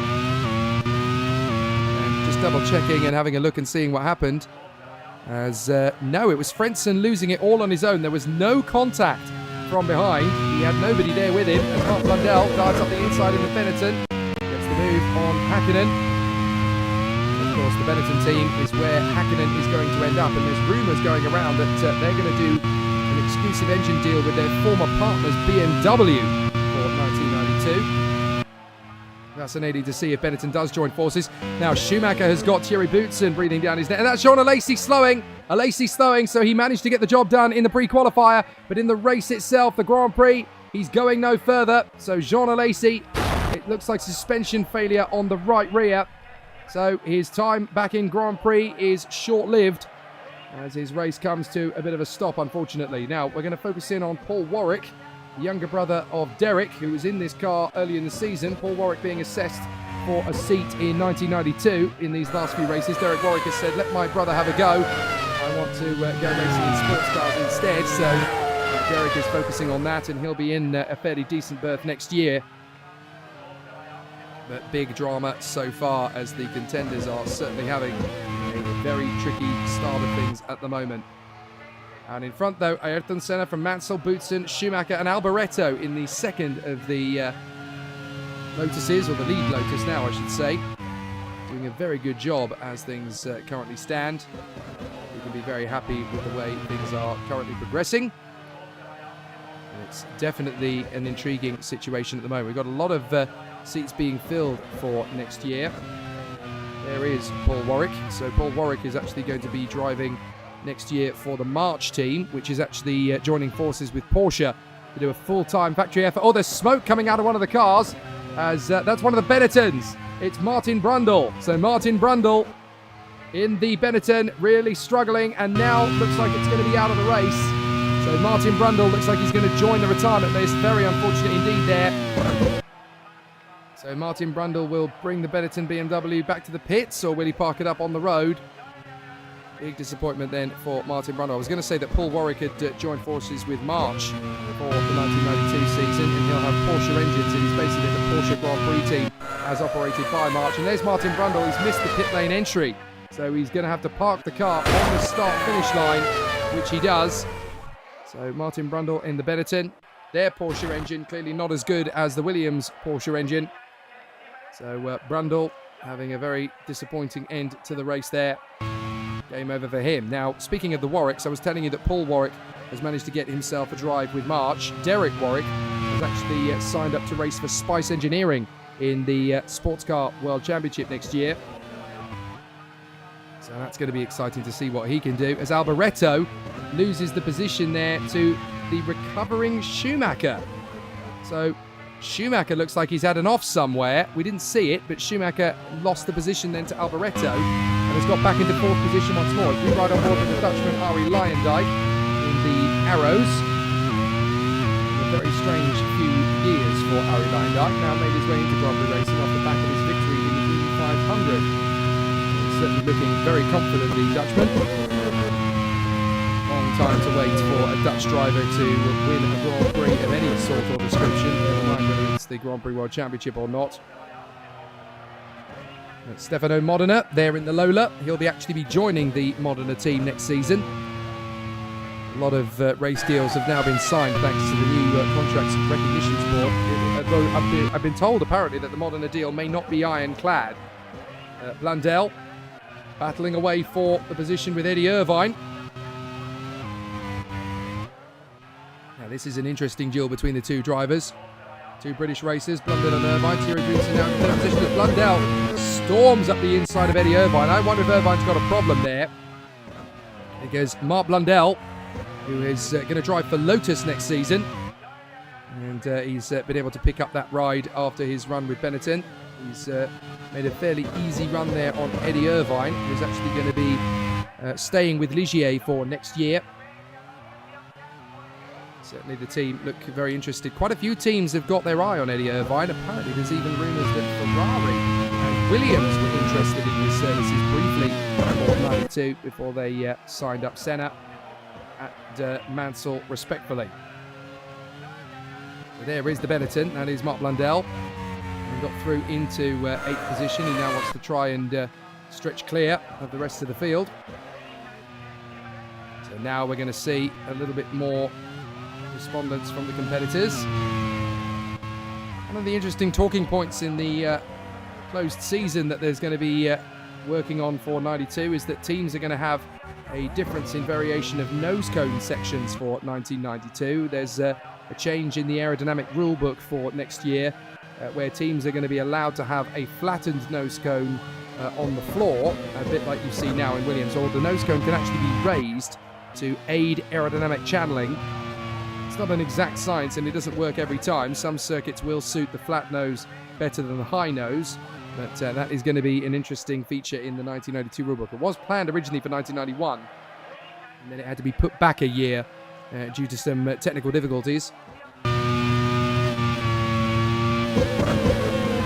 Back on board with Blundell. He is chasing down Gerhard Berger, who is still in the fight for this year's championship, don't forget. Gerhard Berger decided to extend his contract with McLaren. He's recently signed a deal with Red Bull, who apparently are going to finish their contract with Tyrrell at the end of this season when the Repco brand joins forces with Tyrrell for 1992. The Australian engine manufacturer and technical operations engineering group are going to return to Grand Prix racing for the first time since the 1970s next year. It's going to be a year of hard development for Tyrrell, but they swear that this is absolutely the best decision for the team long term. It's going to be a part British, part Antipodean operation for next year at Tyrrell. And team manager Sam Hall very confident that this is the way to go for the team. He's managed to confirm the services of both Heinz-Harald Frentzen and Rubens Barrichello for next year, so the drivers won't change, even though the engine is. Perry McCarthy hustling Paul Warwick. So Paul Warwick still working hard here to try and work his way further forward, make his move on the inside lines. Not going to make it easy. And there is a A very impressive run so far from Perry McCarthy. He's going to be looking for a race seat for next season. In fact, he's actually found one, I'm told, at the Jaguar Racing Team, which is going to be in collaboration and get some technical assistance and support from McLaren for next season. A lot of rumours circulating that McLaren isn't going to be waiting too long until it makes its own appearance in sports car racing. They've apparently got a neat little car that they are considering building and getting involved in the world of sports car racing very soon indeed, which would go back to their Can-Am days all the way back in the 70s and early 80s. On the far side, this is the Honda of Aguri Suzuki having an interesting race of it, although the Honda looks like it's testing rather than racing the amount of stickers that have been taken off that car as Honda slowly winds down its operations for 1992. They will join forces again with McLaren to become the works operation. Rumours rife as to whether there's going to be a customer car, although the rule for next year, of course, is that no engine manufacturer is allowed to supply more than 2 customers for the 1992 season. And the customer engine has to be rebadged. So everybody knows that it is a customer engine, essentially, rather than the works package. And there will be a slight decrease in the engine output power. Oh, bit of a battle going on for Frentzen as he tries to work his way back through the field. He's got to get past the arrows of Luca Badua. Thierry Boutsen. Well clearer now of Schumacher. I wonder if Schumacher's got a problem, as there goes Frentzen. Nice and easy move on the inside of Luca Badua. No big problems there for the German on home soil. This European Grand Prix, the second German race of the season after Hockenheim earlier in the year. Of course, for 1992, there's going to be a very different calendar as the championship continues to extend away from Grand Prix racing's previous identity and starts to look at race circuits that will make for exciting and intriguing racing. There's even rumours going around that they're considering one of the races, just one of the races, for the cars to be heavily adapted and set up accordingly to be ready for an oval. Now that really would be a sensational finish. Of course, back in the days of Formula 1, as it was known back then, there was an oval race each year from 1950 to 1960, and that was the Indianapolis 500. But to actually have proper Formula 1 cars racing on an oval, that would be very different. There goes the move from Frentzen. No problems at all to get ahead of Andy Wallace in the Jordan. So he gets through. Very different lineup for 1992, by the way, in at Jordan. They've got some interesting choices ahead of the 1992 season, all signed and confirmed and ready for great race action. In the 92 season, they're going to have a very talented young Dutchman in the squad, Jos Verstappen, only 19 years of age. He'll be part of the lineup. So too will Andy Wallace joining the team again. So he is extending his contract with the squad. Jos Verstappen, as far as we're aware, is only going to be listed as a spare driver for the time being, basically their test driver and young bridge driver in the varsity Grand Prix season to accelerate his development and increase the chances in his career. JJ Leto has also been given a contract with Jordan for 1992. The driver who'll be sharing the race car alongside the very talented Andy Wallace is actually going to be the American talent, and that is Michael Andretti. So he will make his return briefly to Grand Prix racing. He was there for a little while in 1990 and then decided to go back to IndyCar for this year. Has been so strong out in America. They decided to give him a chance with Jordan and Penske joining forces for the Grand Prix team in 1992, and that's Frentzen getting another beautiful overtaking move, this time on the inside of the Modena Lamborghini. So we know that it's not going to be Eric Bernard because he's 5 places further up the road. That means that the other of the Modena Lamborghinis, Paul Tracy, the Canadian, is the one that had to concede the position there, as Michele Alboreto, having run as high as P4 at one stage, now finding himself down at the back. He, like Frentzen, got back considerably early into the race. So Alboreto now trying to recover. Finds himself in P15.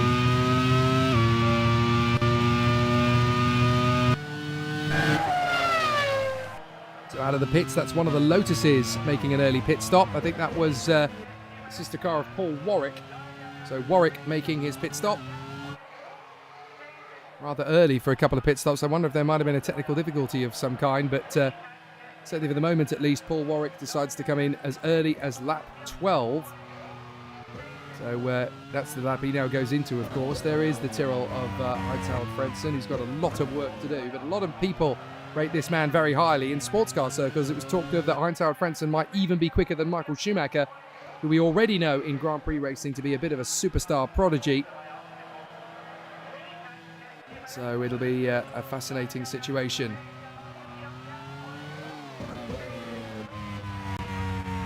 So exciting performances from the contenders so far as we go into lap number 14. There's Mika Häkkinen. The Brabham driver's had a bit of a tough time of it. Reigning world champion, of course, bit of an unlikely rookie champion last year. But Mika Häkkinen stayed on at Brabham for a second season. Now he's going to be moving to Benetton with the young Scottish contender David Coulthard, who is going to be joining forces with Mika Häkkinen. Apparently that combination is going to be a very strong one indeed. But there were a lot of rumours that Häkkinen was looking at other teams, including potentially not joining Benetton. He was talking to Ferrari, he was talking to Williams, he was even talking to McLaren, I'm told. But there's all sorts of conversations that happen in Grand Prix racing, and that's Blundell overtaking Schumacher. So Mark Blundell in the Benetton has gone ahead of Michael Schumacher. Now, I don't want to sound too negatory towards Benetton, but you don't see Mark Blundell overtaking Schumacher in full race trim every day. So I wonder if Schumacher's Ferrari has got a problem, because Blundell has got ahead of it fairly easily, I would say. Ayrton Senna in the Williams, still controlling the pace. His teammate Thierry Boutsen was the winner last time out at Jerez. But with Scott Woodward, the team manager, handing the reins of the squad over to Joshua Birch for 1992, it could be a very exciting way to bow out of the championship if Scott Woodward decides to leave at the end of the year, as has already been touted. But if he wins the championship in the process, he will leave the sport unbeaten.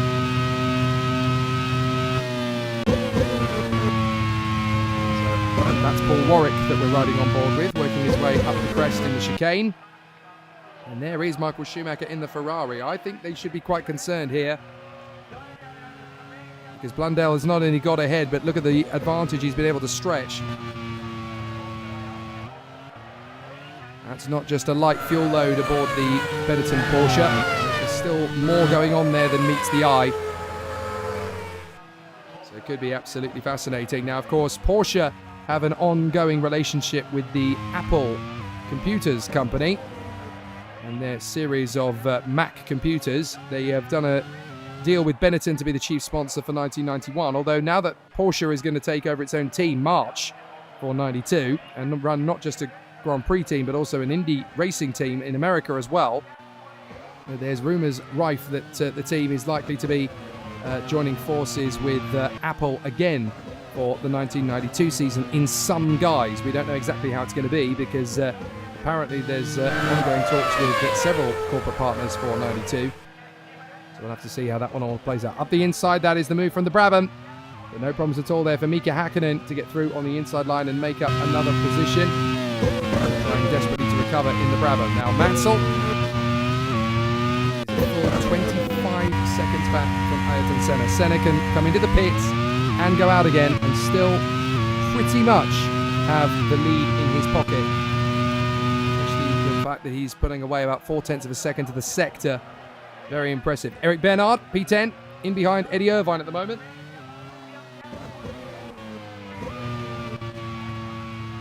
Trying to find that little bit of extra impetus as Ayrton Senna has closed up on the Honda of Aguri Suzuki. He gets out of the way. Works team, laps, customer team. Tells you the state of how things are at Honda Racing these days. Not had the easiest of time of things. That's the kindest way to say it. The team is going to shut its doors as a works entity at the end of this season. Ayrton Senna continuing the challenge and really enjoying leading the race. He's had several of these opportunities taken away from him, though, of course.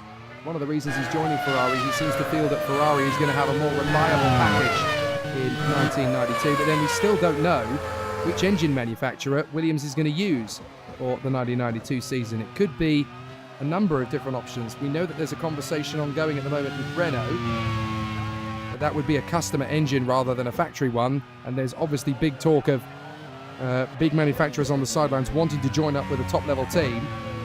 Peugeot is running their own squad, so is Renault. So both of those around for the likes of Williams and Benetton if they want a factory outfit. There is discussion at BMW that they want to join forces with one of the top teams again. They've obviously supplied Benetton in the past and won a Grand Prix together with them with Gerhard Berger in Mexico in 1986. There's also discussion about this team, Williams, picking up the tab on BMW engines. Aguri Suzuki gets out of the way and allows the Benetton of Marc Blundell to lap him. And where is Schumacher? Schumacher has dropped a long way back off the tail of Marc Blundell. Senna tripping over the Brabham of Manuel Reuter. So Reuter is not exactly giving Ayrton Senna an easy time of it. So it'll be an interesting little duel between these two in the pit lane afterwards if Senna's reputation is anything to go by. Manuel Reuter not making life easy at all for the 1988 World Champion of Grand Prix Racing. Here's his teammate, Thierry Boutsen in the other Williams. He'll be joining the... Thierry Boutsen, of course, will be joining the Arrows team next year. Still got a good battle in the midfield. This is a nice little tasty duel between Eric Bernard and Eddie Irvine, 9th and 10th position. Let's give a bit of a shout out to Eric Bernard in the Modena Lamborghini. 10th position in this race so far. I know that there's been a bit of attrition. A couple of drivers have got it wrong as we run on board with Manuel Reuter. Looking at his teammate Mika Häkkinen, I do believe this is for position. Häkkinen's had a really terrible time of it. And so Häkkinen is now going to pass his teammate Manuel Reuter, which should have been a much easier task than he's just made it. But Brabham are struggling a little bit for supremacy in the 1991 season. I think everybody was as taken as back as we were at Brabham that they were suddenly competitive in 1990 with young Mika Häkkinen. But after another year with the team, he has decided to move away and join another team. So he will be with Benetton next season. Martin Brundle is the man who's going to take his place. So interestingly, Häkkinen and Brundle have effectively traded seats for the 1992 season. So Brundle will be at Brabham. And we're also going to get to see an interesting turn of events in the second of the Brabham seats. Because there's been a lot of conversation, a lot of debate as to who is going to be in these seats for the 1992 season. A lot of differing conversations, but it is going to be Riccardo Patrese, who's currently sat on the sidelines retraining. He's been in conversation with the team at Brabham. He wants to get back on terms with his racing career in Grand Prix racing, and so it's going to be Brundle and Patrese.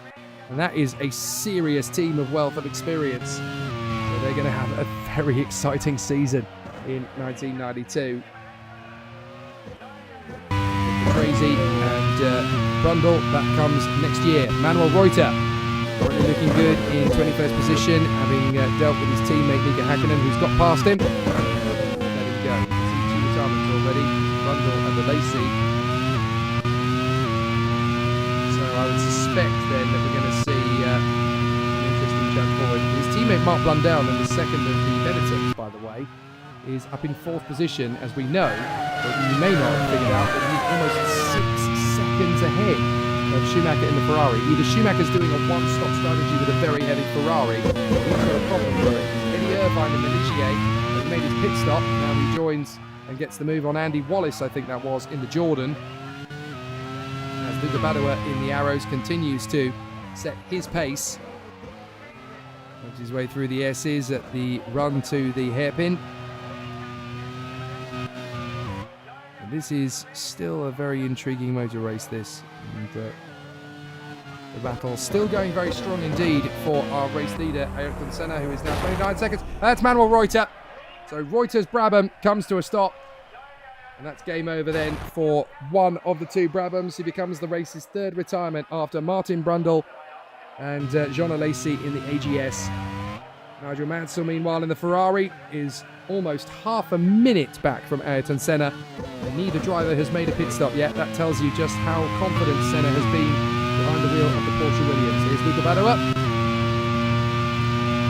Very good run so far for him. So, still getting a really good duel here on the Nurburgring circuit. Badoer just hoping to get to the finish in this race. That would do nicely enough for him for the moment. is Thierry Boutsen, hoping not to trip over Paul Warwick in the Lotus.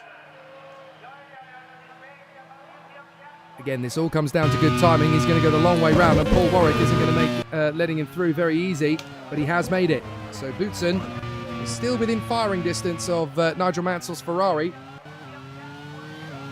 So this could be a very entertaining second half of the challenge for the European Grand Prix of 1991.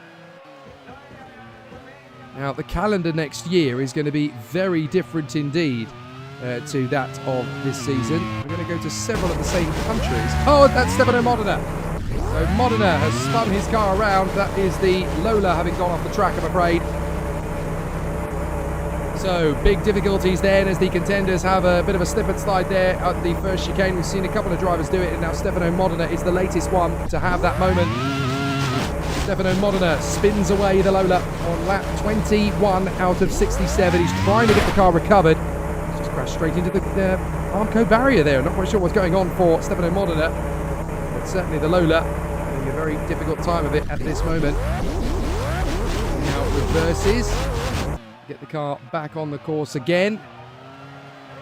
But yeah, very, very unusual situation. And what I was going to talk about before that happened was the calendar for the 1992 season, because it's going to take in some very interesting races indeed. We'll start the season at Interlagos in Brazil, then on to Puebla, the new circuit in Mexico. We will go back to the United States of America, Long Beach, California, for the first street race of the season, then on to Montreal in Canada, much earlier in the season than usual. So that could be a very interesting race. Then we have the Swedish Grand Prix at Anderstorp.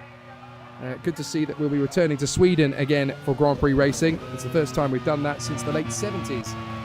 And then we will have the streets of Monte Carlo ringing to the sound of Grand Prix cars once again. Back to the French Grand Prix. It'll be held at the Dijon-Prenois circuit that last hosted a Grand Prix back in, I think, 1983, if memory serves me correctly. Long time since Grand Prix racing was back at Dijon. Brands Hatch, the British race circuit down in Kent, is going to make its bid for a Grand Prix, and it's got one for the British Grand Prix for 1992. It hasn't held a British Grand Prix, of course, since 1986. So that will be an interesting challenge for Brands Hatch. Then the Hockenheimring once again in Germany. Voted in, all of these circuits, by the way, were voted in by various members of the paddock. Grand Prix racing as Mark Blundell gets the big dive on the inside of Paul Warwick to put a lap on the Lotus driver. After the Hockenheimring in the middle of the season, they will go to Spa-Francorchamps and to Monza, two staples of the Grand Prix circus. And then Estoril in Portugal, Kyalami in South Africa returns to Grand Prix racing for the first time since 1985. Shah Alam, the Malaysian circuit. That's the first time we've really been to Southeast Asia. And then we will have the circuit at Wellington in New Zealand, Autopolis in Japan, and we'll finish the season at Adelaide in Australia. And apparently there's going to be some more rotations of the calendar ahead of the 1993 season as well. But the idea is to have a little bit of the identity of the history of Grand Prix racing, but also to create its own history as the drivers get their way down to the first turn into the chicane. And that is a lovely move there by Michele Alboreto to move up into 7th position ahead of Gerhard Berger. McLarens look particularly heavy here at the Nurburgring. They're going quite a long way into the strategy of this race, as Rubens Barrichello is now swarming around behind the Honda of Aguri Suzuki, trying to get the man to move out of the way. Come on, I want to get further forward up the road, please. There is still a bit of affinity with Tyrrell and Honda, of course, but they're nowhere near as bosom buddies as they used to be.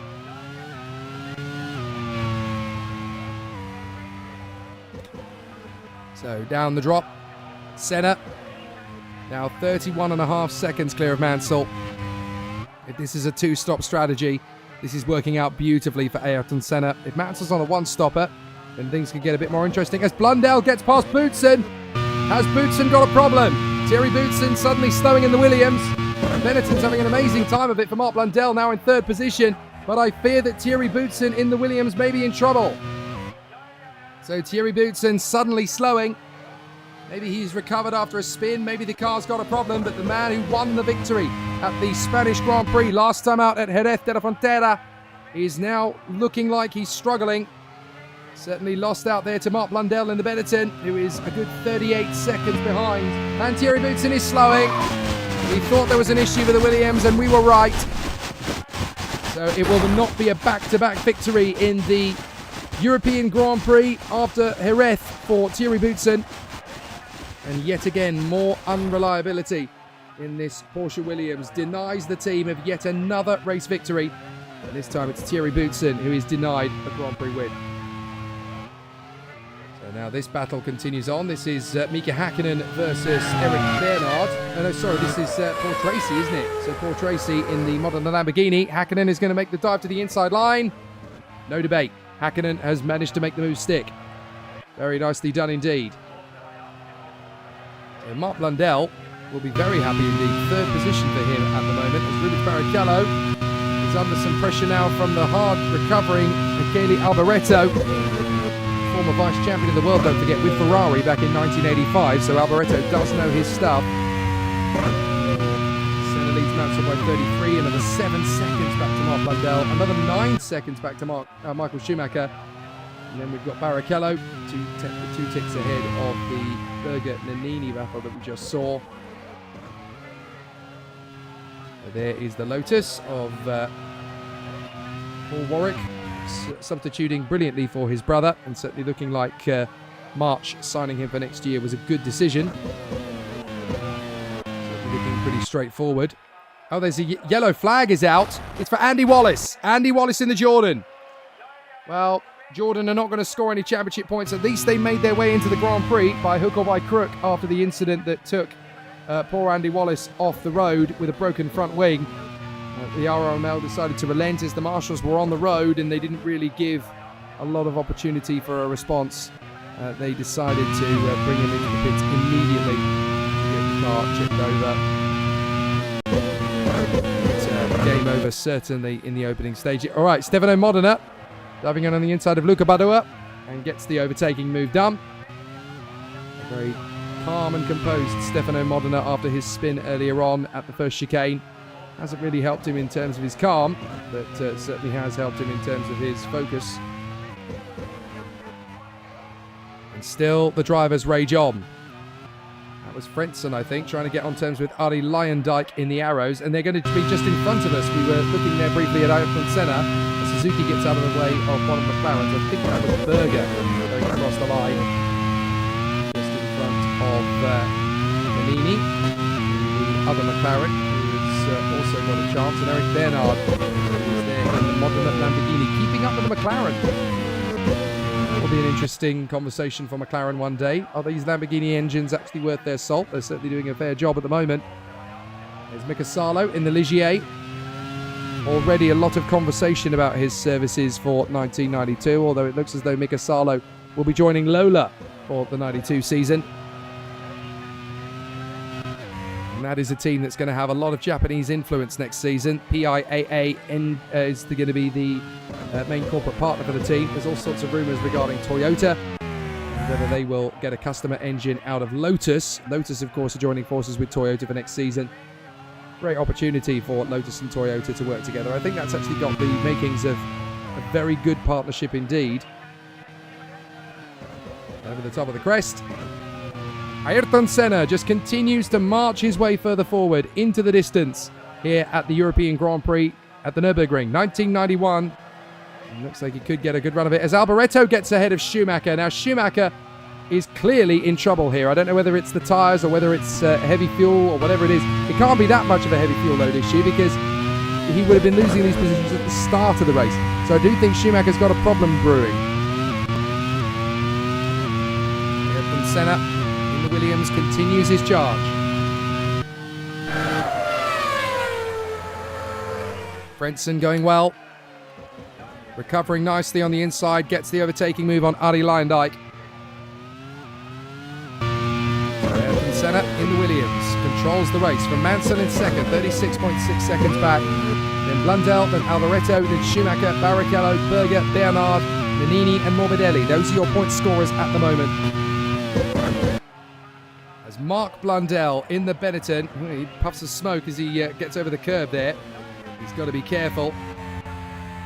This is going to be really tricky to see if Blundell can bring that Benetton to the podium. You can see the insignia from the Apple Corporation on the sides of the car. And Apple really want to stick around in Grand Prix racing. It's a good possibility of them following Porsche to March. And of course, they're also going to have a hand in the Porsche operation of sports car racing. It's to see how it continues to operate. There's Perry McCarthy losing a position there by the look of it to the arrows of Arie Luyendyk. Don't mess with an Indy 500 winner, Pell.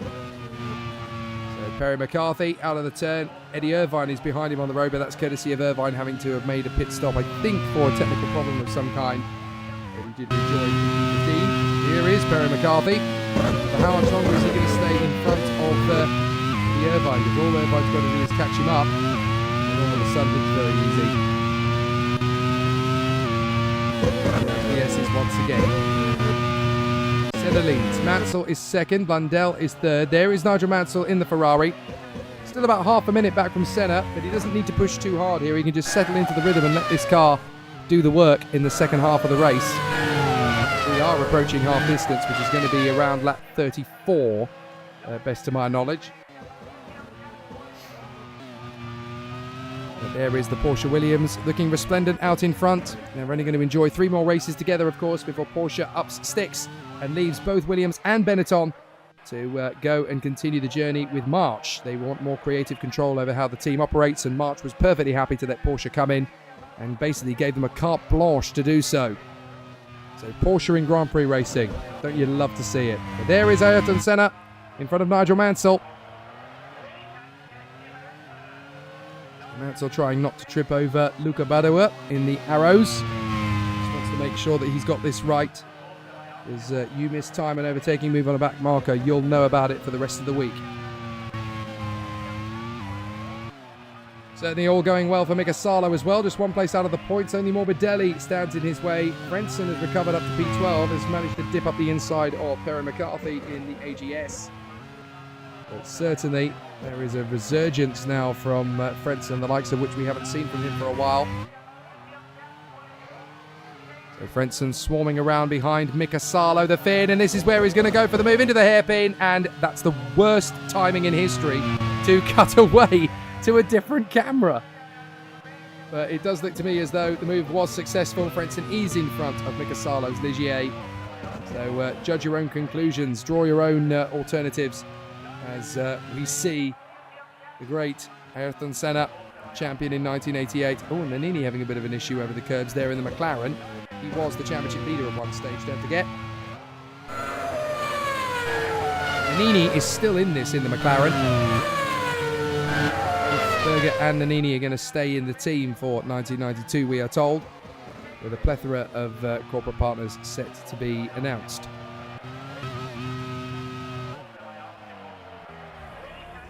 And that is a spin for one of the Ligiers.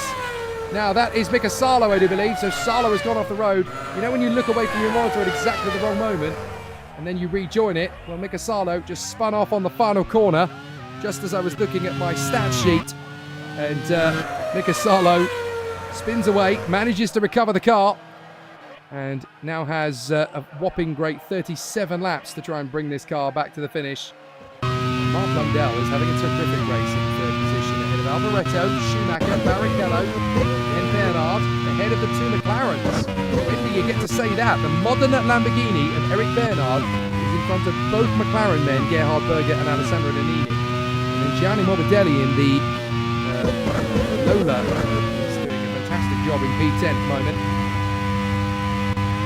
Then Frentzen, McCarthy, Luyendyk, Irvine and Sato. Into the pits comes Alvaretto in the Lotus, as there is Irvine having caught back up to Arie Luyendyk in the Arrows. Tries to go long, Luyendyk moves to cover him off. Dueling away for position once again, that's Badoer getting out of the way of the Benetton of Mark Blundell. Mark Blundell's still having a reasonably tough race of it.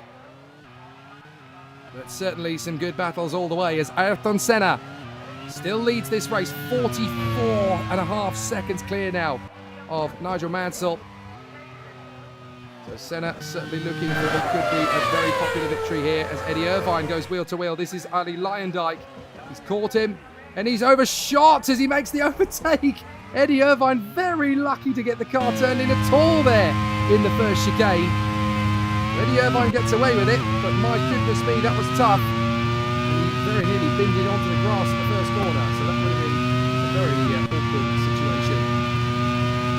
Certainly would have been an embarrassing one for Irvine. He just decided to join Ligier again. It's definitely going to be an interesting one. Now, Gianni Morbidelli is about to be lapped for the first time by Senna, who gets through. Alboretto's already been lapped in the leading Lotus. As we know, Paul Warwick has obviously dropped a long way down the field. We're on lap number 32. We're about to go into lap number 33. When Senna crosses the line, where we'll be at. But certainly all guns blazing and doing a very good job indeed up at the sharp end of the field. As Mark Blundell in the Benetton continues his magnificent resurgence. That is what the confidence of a good race contract for 1992 deals you in, as Mark Blundell has been chosen to captain the Lotus team next year. That is a real opportunity for young Mark Blundell. Totally deserving of the opportunity, I have to say. His talent knows no doubt. As Alboretto zips up the inside of one of the back markers there to get through and saunter past, and that's Rubens Barrichello in trouble. Barrichello in the Tyrrell. So Barrichello now parks the car on the sidelines. Big disappointment for the Tyrrell team. Barrichello was having a very smooth race. No major issues for him up until that point, and now he's out of the race. And that means that Senna now leads Mansell, Blundell, Schumacher, and Bernard. Eric Bernard is in 5th position here at the Nurburgring. That is phenomenal. The man who will join Dallara next season. Eric Bernard in the Motor 100 is now in P5. Does anybody want to rip up the contract they signed for 1992? Potentially pick up Eric Bernard. 4th position in a Modena Lamborghini is very impressive as Nannini loses ground on the straight to Senna. Senna laps Alessandro Nannini. Well, that is a big moment of disappointment for the McLaren, who is still in the championship fight, let's not forget, as Paul Tracy goes up over the hill and allows the Ferrari of Nigel Mansell to go first. We're on the far side of the course. Mark Blundell, not that far away actually from Mansell. He's only about 3.5 seconds away from him, so this could be a very close run thing for second place, but it'll be very intriguing to see how it goes. There are the leaders. Senna, Mansell, Blundell, and the leaders have left everybody up to P6. That's going to be a first of the difficult cars to try and lap.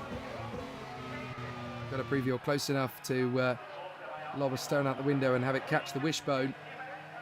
Senna up the climb. No climb then for that particular moment. Back on board again then. Mark Blundell looking really comfortable behind the wheel on this particular race car of his, and I'm so looking forward to seeing what happens.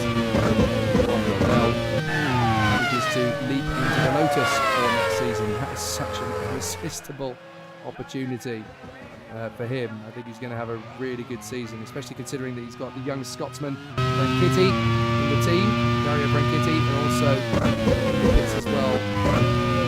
Seen Ayrton Senna come into the pits. So that is on schedule for a one-stop strategy. So that just shows you how fast Senna is. On a one-stop strategy, he was able to pull out that much of a gap on everybody else. The man really is a genius. So Mansell second, Blundell third from Schumacher, Berger, Nannini, Alboretto, Morbidelli, Frentzen and Irvine. And that's because Eric Bernard has had a pit stop and joined down in 11th spot.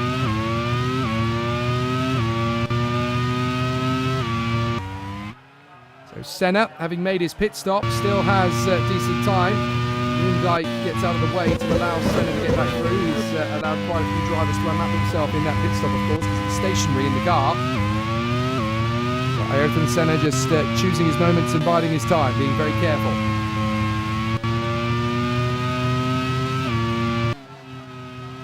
So there is Eric Bernard. He's just made a pit stop as well, so he's dropped back to 11th position in the Modena Lamborghini. But it's still a very good race for him, and this could be a real opportunity for Lamborghini. If they can get a point or two in the championship, That bodes really well for 92, because anybody that gets additional championship points, team or driver, are in a favoured position by JRP. Blundell. The left through the right, and then dropping back on the power and going down the crest. Alboreto makes his bid on the inside there of Nannini, and the Italians meet with Alboreto getting the best of Alessandro Nannini on this current form. So definitely a very tight race out there between the Italians, but Nigel Mansell, the gap is down to 20 seconds after the pit stop. Mansell hasn't even made his pit stop yet. So the giant crushing domination of Ayrton Senna at the moment, definitely giving the Ferrari team plenty to discuss, as Michael Schumacher almost overshoots at the chicane. He's just not able to stay with Blundell. I'm not sure whether they're both on heavy fuel loads at Ferrari, or whether this is just Michael Schumacher being unable to get to the pace he wants to be at. So a lot needs to change there.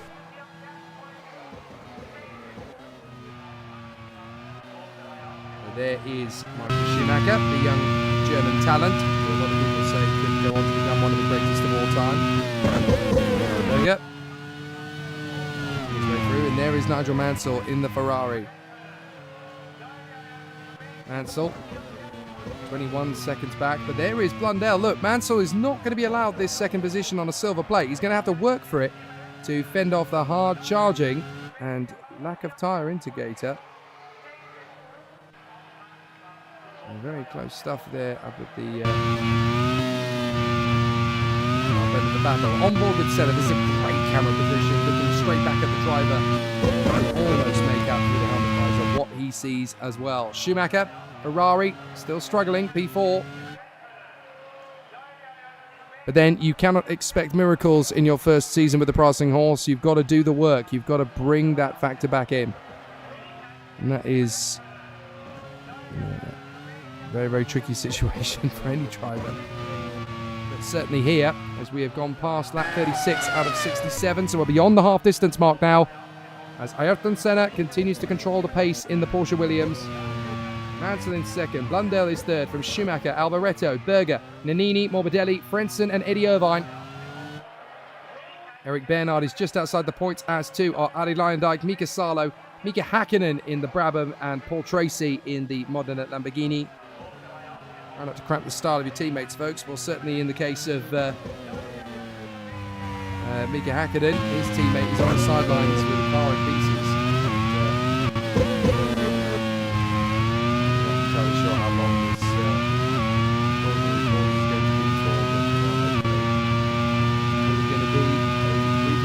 Sharp up the field. Senna, Mansell, Blundell, Schumacher, Alboreto, Berger, Nannini, Morbidelli, Frentzen and Irvine. There is Nigel Mansell in the Ferrari. 24 seconds back, losing about a tenth or two of a second on every sector at the moment. And there's the proof. 25.4 is now the gap. It was about 24 something. So already Mansell is falling to the superior genius of the very ever-talented Brazilian Ayrton Senna.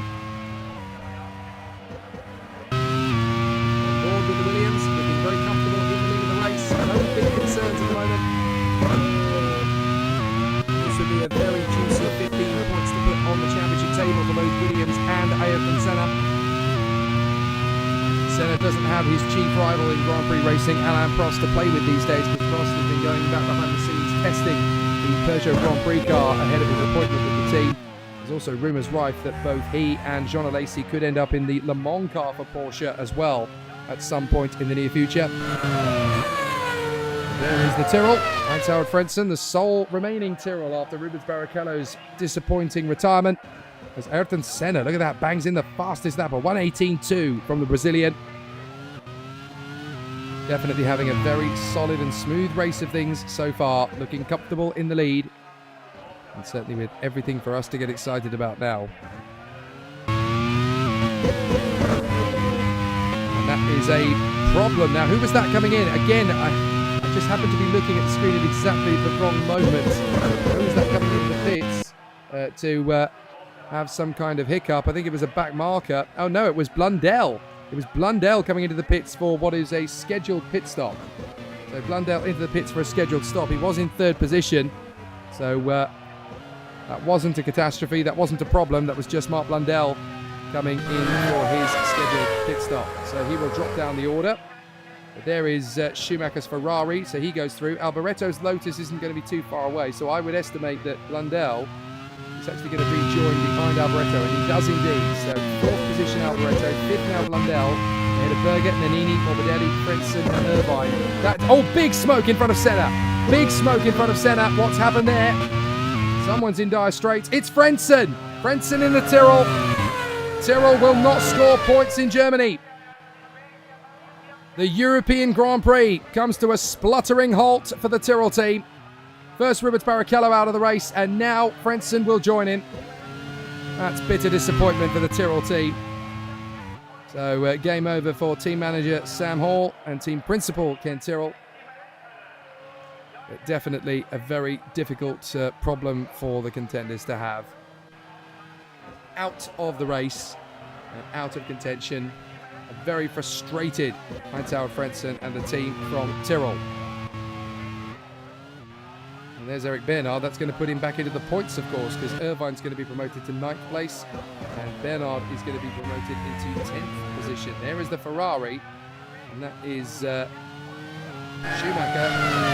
behind Alboretto, or is that Alboretto about to be lapped, or is that Warwick about to be lapped? I think it's actually Warwick in the other Lotus that's on the verge of being lapped there. That's Frentzen still going. How close was that? He almost tagged into the back of another couple of cars. So Frentzen, I think, was trying his best to limp back to the pits. It doesn't work around this place. It's a very narrow circuit here on the Nurburgring Grand Prix complex.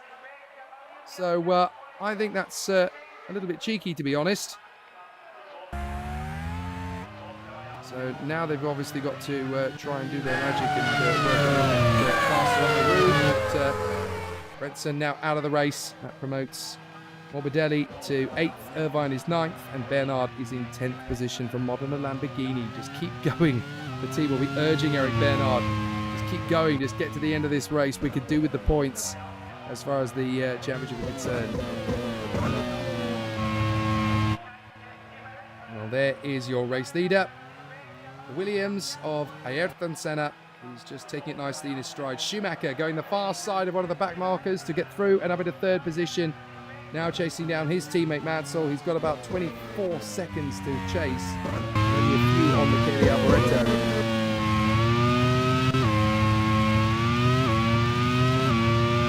So Senna just commanding the race out front on lap 41 out of 67. We're getting close to the 2/3 distance mark.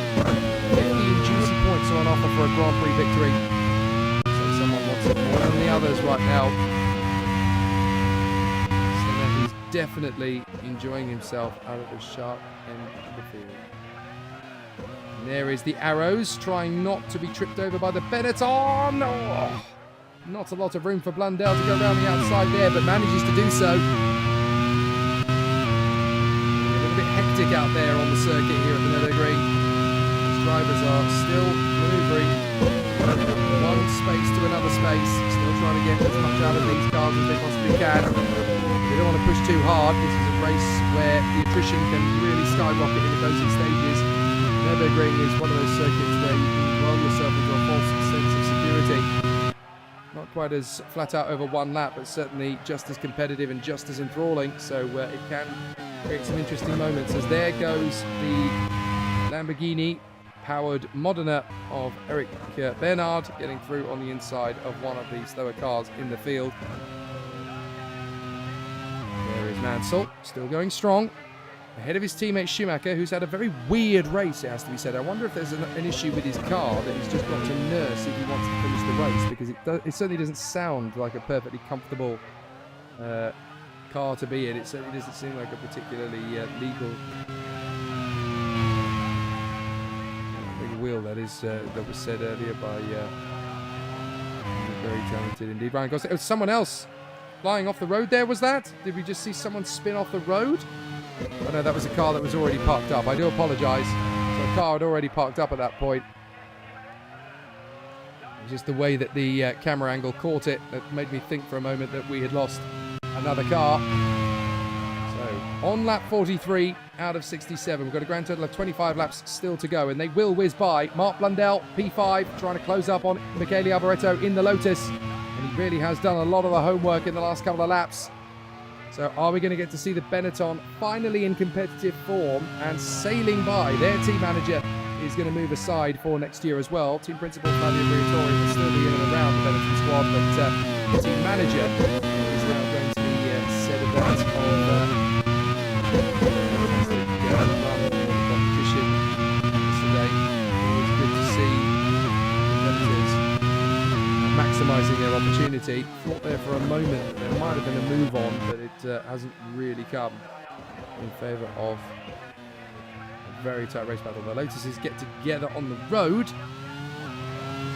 Paul Warwick, who manages to overtake Alboreto. Is that the sign of a little niggling problem starting to creep in at the Lotus team? They better hope it isn't. 20 laps to go here at the Nurburgring for the European Grand Prix of 1991, as Paul Warwick gets out of the way of his teammate, lets Alboreto go through, and also accidentally lets Blundell through as well. So that's not good news for Lotus, because Mark Blundell is all over the gearbox of Michele Alboreto. You can basically taste nothing but paint fumes off the rear wing. So now it's up to Blundell to try and get that Benetton ahead of Michele Alboreto. Here's Michael Schumacher. Very weird race for him here at the Nurburgring. On home soil, don't forget. Third position at present. Still really struggling to make sense of the situation here. Through, Blundell. To the left.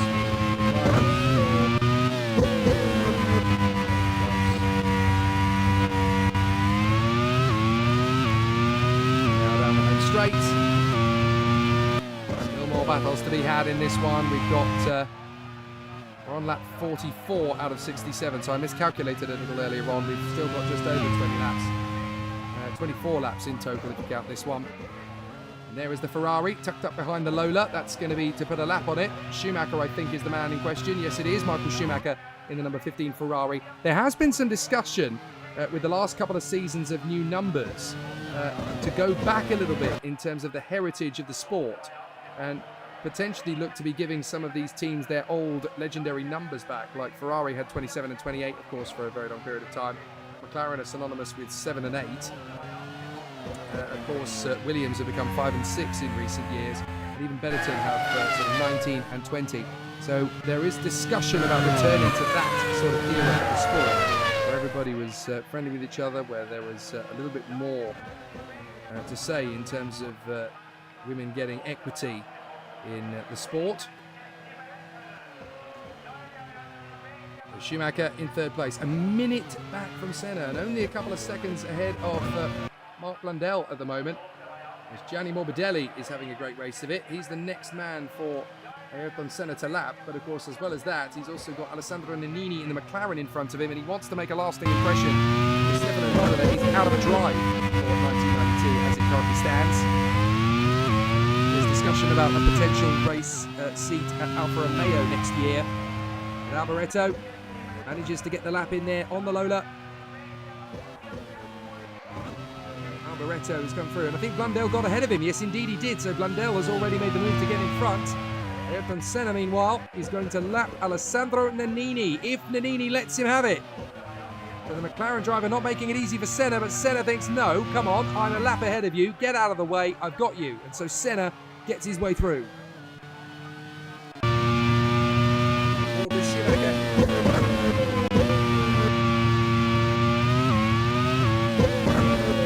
don't like talking over these onboards because the engine noise is fantastic. Have a listen.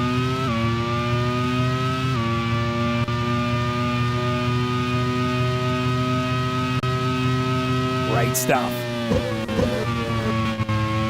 Left right at the Vidal chicane. Moving up to the final hairpin on the course. Schumacher finally getting the chance to shine on home soil as he runs in third position behind his teammate, who is currently 37 seconds back. There's a bit of a headache there for the Lola team. I think Morbidelli has obviously replaced Mauricio Gugelmin for the last couple of rounds of the championship. So we're going to bring the 1991 season to an epic conclusion over the next couple of rounds. After this one, of course, we have Suzuka in Japan, and then we have Adelaide in Australia, a race that always presents its own brand of drama. So we're going to see something quite spectacular, I'm sure. But down the chicane section, all going well for the moment. But certainly there's more to come, and that is the Ligier of Eric Bernard, I think. Sorry, the Ligier, I should say, of Eddie Irvine, who's been dueling away with the incarcerated. Please tell me that going to be an interesting one as they go up the top of the hill. Then McLaren is going to dive in up the inside of the arrows. No problems at all there. Ayrton Senna has lapped everybody now up to Michele Alboreto, because he's just put a lap on Gerhard Berger as well. Ayrton Senna really commanding this race now in the Williams. Out of the chicane. Senna still able to pull clear when he's got himself a good position. Now here comes the charge forward from the Lola once again. That is the very hard charging Lola in the middle of the pack. I think that's not Modena, I think that's his teammate Gianni Morbidelli, who finds himself just in behind Alessandro Nannini. So Morbidelli, he's 7 at the moment.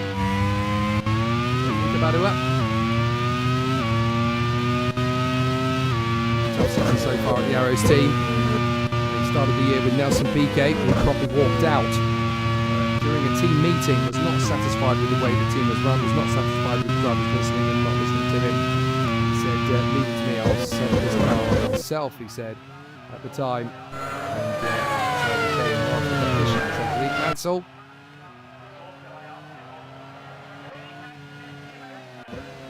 Still everything raging fever pitch at the moment. Now we've only got 20 laps to go in the European Grand Prix in the Nurburgring, and there is Nigel Mansell in the Ferrari. Still looking positive in second position. Looks good for Il Leone, man that Tifosi referred to as the Lion. This is the last time he'll ever drive a Ferrari in this phase of Grand Prix racing in Europe. Of course, he's got Suzuka and Adelaide to come. And there is a great duel again into turn one. This time it's Blundell. He's caught and passed Alboreto.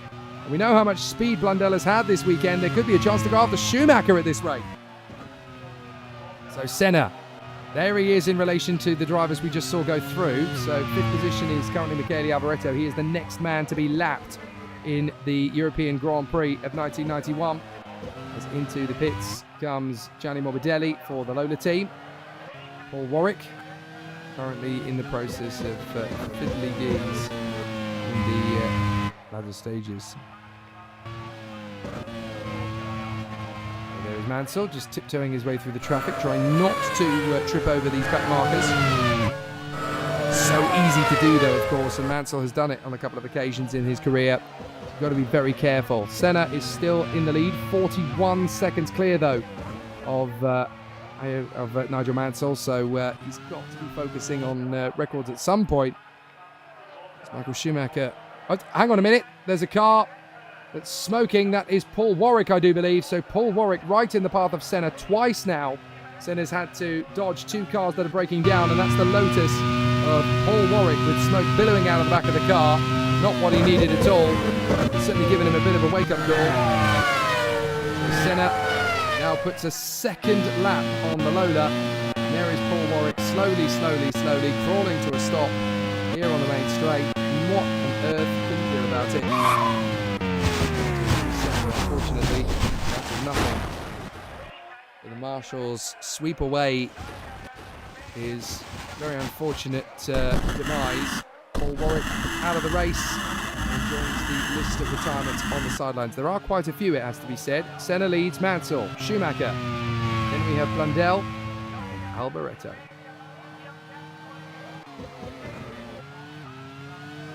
Side by side, Mansell gets the run then on the Honda down the main straight. And coming out of the pits, that's one of the McLarens, so he's got to be careful on exit there. I think that was Nannini coming in for a second pit stop. It would tally around the same sort of timeline, if that's the way it's likely to go. It does look as though that risk and strategy is tactic. Rear wing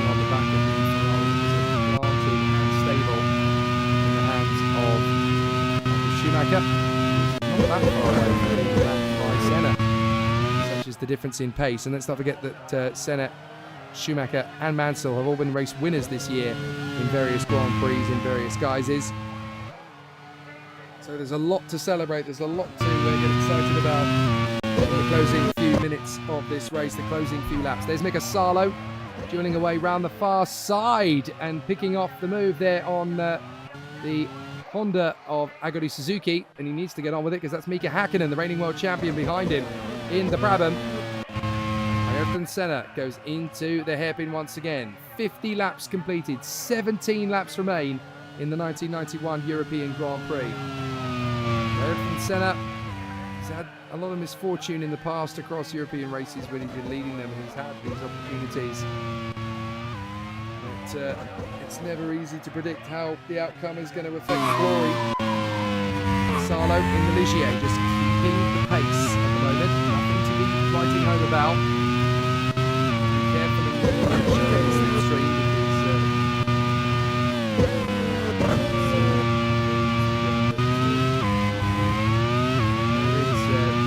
Salo in the Ligier. Fresh off the back of his debut last time out in the fantastic header for the Montero circuit in Spain. He gets a chance now to sample it for himself. What a race weekend this has turned out to be at the Nurburgring. The 1991 European Grand Prix, a circuit that is likely to fall off next year's calendar, but also a race that is likely to fall off the calendar. The European Grand Prix just doesn't seem to have a ring to it. Senna working his way through the hairpin. He's taking it nice and easy. 44 seconds clear of Nigel Mansell. There is Luca Badua in the arrows pulling up. So Luca Badua, 15th position, looking potentially on for some points today. But Luca Badua in the arrows is also a retirement. Another statistic to add to the list then for the Italian. And that has all gone badly, badly wrong indeed for the Arrows team. And Luca Badua, their sole remaining car, is still going. But the Arrows is very fragile. Of course, as we know, it's close to your chest when you're frustrated and irritable. Several drivers will know, of course, the levels of exhaustion that goes into running a team like this on a circuit as big as this. A real logistical challenge from the trucks, and to go and greet some old friends, as always. Now we've got Blundell all over the back of Michael Schumacher. This is for third position, don't forget. Mansell finds himself in second place, still a good 44.5 seconds off the pace of Ayrton Senna, but second position is a great points haul, 12 points for going home in P2. There's a lot of reason to get very excited about what the future of the sport is going to look like if we've got a whole set of unusual devices. Right, 2 laps completed, 15 laps to go for Senna, out in the lead. There's Schumacher and Blundell. Ferrari versus Benetton. Ferrari versus Porsche as well, of course, because Porsche engines at the back of that Benetton. And it looks as though Alboreto in the Lotus is going to close up on both of them. So this could be anybody's guess for third position. Michele Alboreto with a chance to steal a podium here at the Nürburgring. Blundell and Alboreto have clearly been accidentally working in unison to close up on Schumacher. Here comes the charge bid from Blundell to get into third, and he's ahead of Michael Schumacher. So Mark Blundell has worked his way forward into third position. Great run from the Benetton driver. Mark Blundell there to play. Great race. Really tight battle so far for Schumacher, but dropping down to fourth position. Not what he needs. He needs to get some pace and power in the car back once again. We've only got 14 laps of racing left here at the Nürburgring. Certainly going very well indeed for Ayrton Senna, who leads by 45 seconds to Mansell. Then Blundell in third position from Schumacher, Alboreto, then Berger, Eddie Irvine. Eric Bernard is 8th in front of Gianni Morbidelli in the Lola and Alessandro Nannini in the McLaren. On board with Michael Schumacher in P4.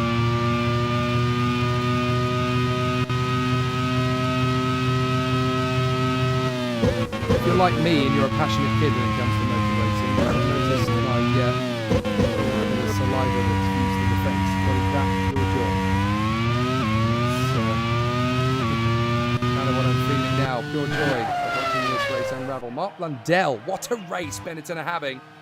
As Gianni Morbidelli is having his own battle with Eric Bernard. Bernard in the Modena Lamborghini puts himself back into 8th position. That's some more points on the board then for the Frenchman. As Michael Schumacher continues to put on a great display. Still looking very strong up at the sharp end. But we really do hope you are enjoying the coverage of our 1991 Grand Prix World Championship race from Hockenheim in... sorry, not from Hockenheim, my apologies, from the Nurburgring. We were at the Hockenheim earlier this season. It was the Nurburgring for this European Grand Prix. We're not going to have a European Grand Prix next year. There are still going to be plenty of races taking place in Europe, but none of them will carry the flag of the European Union, which is what this event, of course, does. Alessandro Nannini down in 10th position in the McLaren. Something's not right with that McLaren. This is a car that should be fighting for the championship, don't forget. And Nannini is really struggling to make an impression. Eric Bernard is in front of him and on merit too. So it's got nothing to do with the fact that one car's dead and the other car's broken. You know, we all learn things at different rates. Let's see. Loretto seeks his move on the inside of Schumacher as well into 4th position. Thank you very much. Grazie mille from Michele Alboreto. Gets the run on Schumacher, and that's job done as far as 4th position is concerned. How is the Ferrari of Michael Schumacher so far back on pace compared to even his teammate Nigel Mansell? As still the battles rage out in front for Blundell, who is a few seconds clear now of Alboreto. As we watch the Modena Lamborghini of Paul Tracy, he is currently looking pretty racy, as we said. So far, so good, but we've got just 13 laps left, including this one. 12 laps left, including this one. There's 55 at the top of your screen relates to the amount of laps that have been completed. 67 relates to how many we will complete by the time the checkered flag falls. As we ride on board with Senna briefly, a goody Suzuki in the Honda.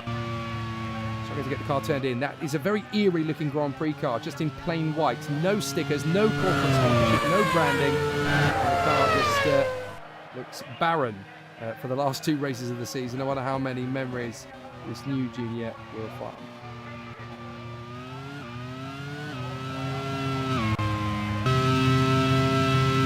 Senna dives through on the inside line, puts a lap on. Alboreto now in 4th position. This is giant crushing from Senna. Very reminiscent of the Portuguese Grand Prix at Estoril in 1985 when he got behind the wheel, got into the lead, and he left everybody bar one. Does look as though he's on the march to lap everybody but one in this race. Just 11 laps remaining for Ayrton Senna in front of Nigel Mansell, then Marc Blundell, Michele Alboreto, and Michael Schumacher ahead of Berger, Irvine, Morbidelli, Nannini, and Bernard. So there is Mansell. In a very tidy race of it, has to be said, in 2nd position at the moment. That's a move on the inside from Nannini. He gets the overtake on Gianni Morbidelli. The 2 Italians racing for position. They don't come to blows, thank goodness, but it could have been a lot worse than that. Certainly for the moment, it's all good in the hood as far as our pole sitter Ayrton Senna is concerned, and now he wants to transform a pole position into 3 really great legs. Legs on this Ferrari, jogging away. Mansell at the measure of his teammate. 6 seconds back to Senna. Add another 30 seconds, and you've got Blundell in 3rd in the Benetton. So the Ferrari of Mansell seems to have a lot more going for it than the Ferrari of Schumacher, and that's going to be something that team manager Chris Cavani is going to want to unlock before we get to Japan. As with 10 laps to go, Ayrton Senna in the Williams, looking comfortable. And a victory now at this phase of the championship couldn't be better timed for Ayrton Senna. Wants to get himself back into contention in the Drivers' Championship. This is exactly how to do it.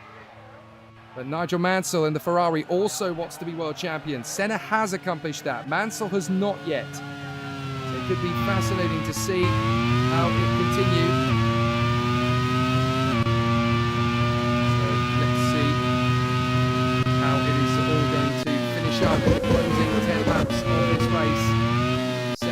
well. Just keeping it nice and tidy, nice and calm. Doesn't need to overdrive the car. He's had so many near misses this season. A lot of race victories taken away from Senna due to mechanical failures.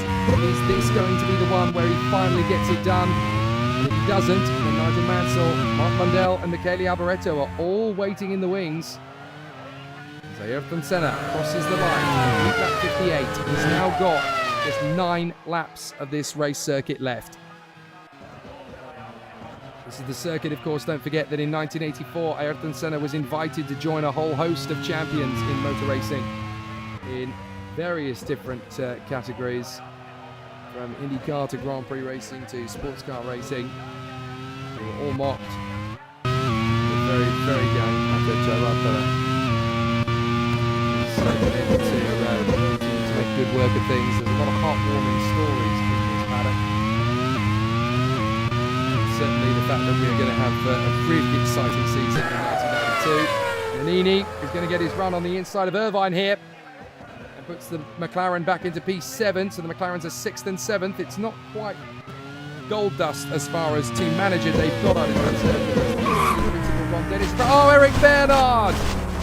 His 1 championship point for Modena Lamborghini, and it looks as though a suspension failure has taken him out of the race. Eric Bernard will not score points. He deserved to be in the top 10. He's worked so hard today, and it's not gone his way at all.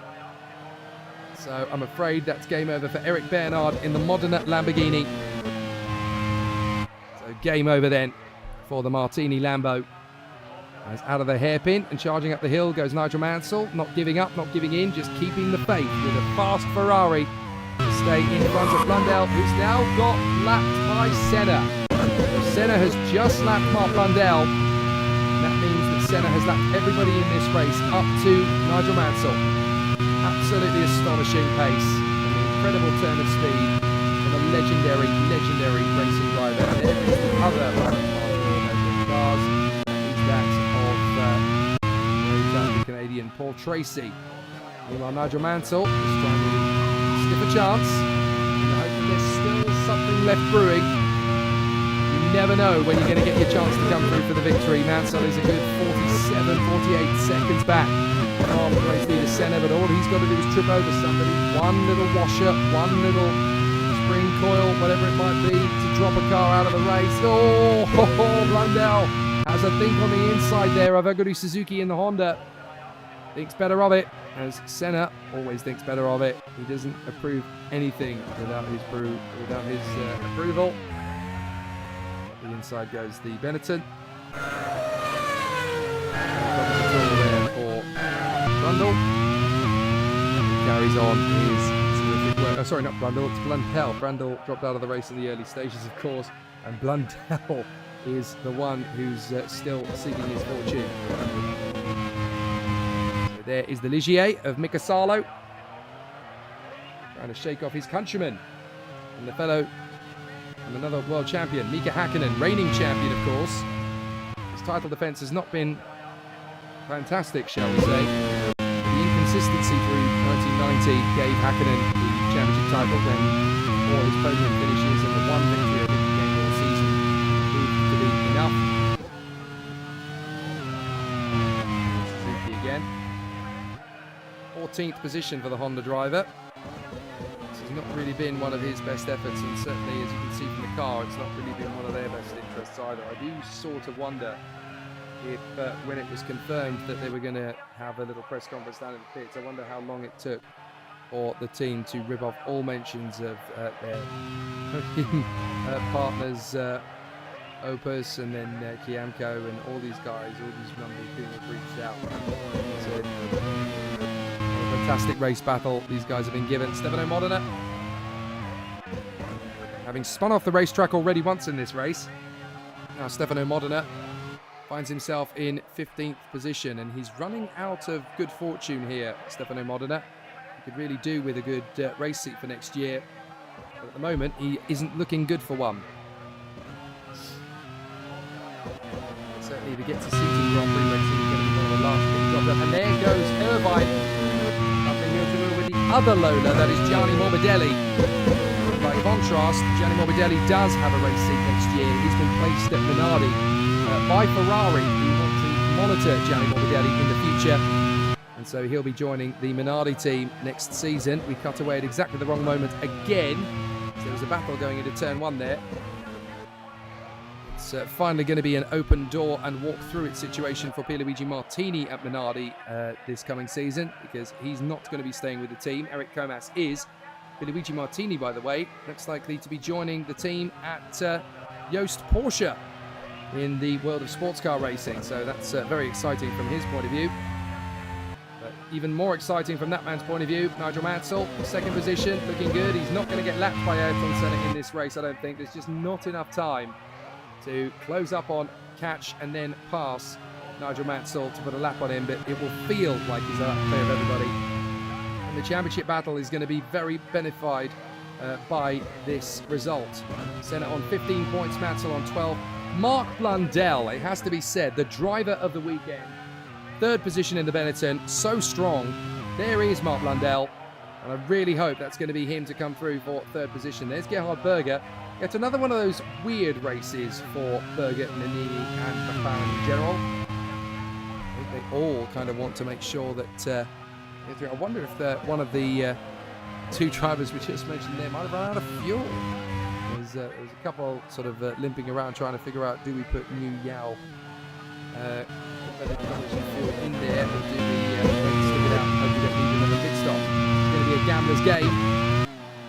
It's only really going to be a gamble for third position down. And through again goes the Honda, the sole remaining car of Aguri Suzuki. Only one of them made their way into the race, of course. Naoki Hattori missed out on the top 26, as did the Sun.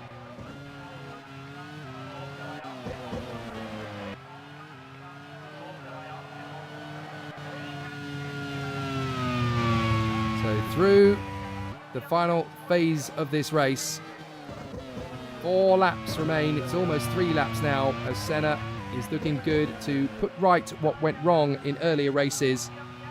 And it looks so exciting for the season conclusion in Japan and Australia. It's going to be game on in the championship fight, that is for sure. We're going to see a really intense battle in the closing stages of this season. Full credit to Mark Blundell. Done a very, very good job indeed to get to where he is. He's still putting on a great show. And now we're going to get to see a really exciting position for the contenders as we close up on the latter stages of the season. Just to give you an idea in terms of the championship fight, how things lie. It's quite an important race to get right, this one. Gerhard Berger on 84 points, Mansell on 83, Nannini on 83, and Schumacher on 78, Senna on 69. So a victory for Senna is going to put him on 84 points. Berger is currently sat in 6th position, and that's going to put him on 6 points, 6 positions. That's going to give him another 5. That will put him to 89. Nigel Mansell in 2nd is going to go up to 95 points and take the lead of the championship. Schumacher 5th position. That's going to put him in a bit of a difficult position, because that will be 6 points. That will put him on 84. Alessandro Nannini, who is set to come home in 7th position, that's going to give him 4 points. It's going to put him on 87. So everybody right in the mix for the championship then in the closing stages of this season. And it's still going to be 6 drivers fighting for the championship in the last 2 races of this season, Japan and Australia. Berger, Mansell, Nannini, Schumacher, Senna, and no, I think that's it actually. I was going to say Alboreto, but with Alboreto, he's in 4th position. So Alboreto, it's not impossible for him, but it's looking less and less likely now for Alboreto. 4th position is going to give him 8 points. That's going to put him on 67. And I think that pretty much puts it to bed. That is the McLaren. That's the McLaren slowing. Now, which McLaren? Is that Berger or is that Nannini? We need to double check which one. It's Berger. Berger is out. Berger is out. This is dramatic for the championship, because Gerhard Berger is not going to score points. 84 points. Berger is leading the championship coming into this one. He's going to be overtaken by Mansell and Senna in the championship fight with only 2 laps to go. Gerhard Berger's tight little stranglehold on the lead of the championship is going to be washed away. He only led the championship by 1 point to Mansell and Nannini coming in. And now he's not going to score any points at all. Big drama at McLaren. That's going to promote Nannini to P6, of course.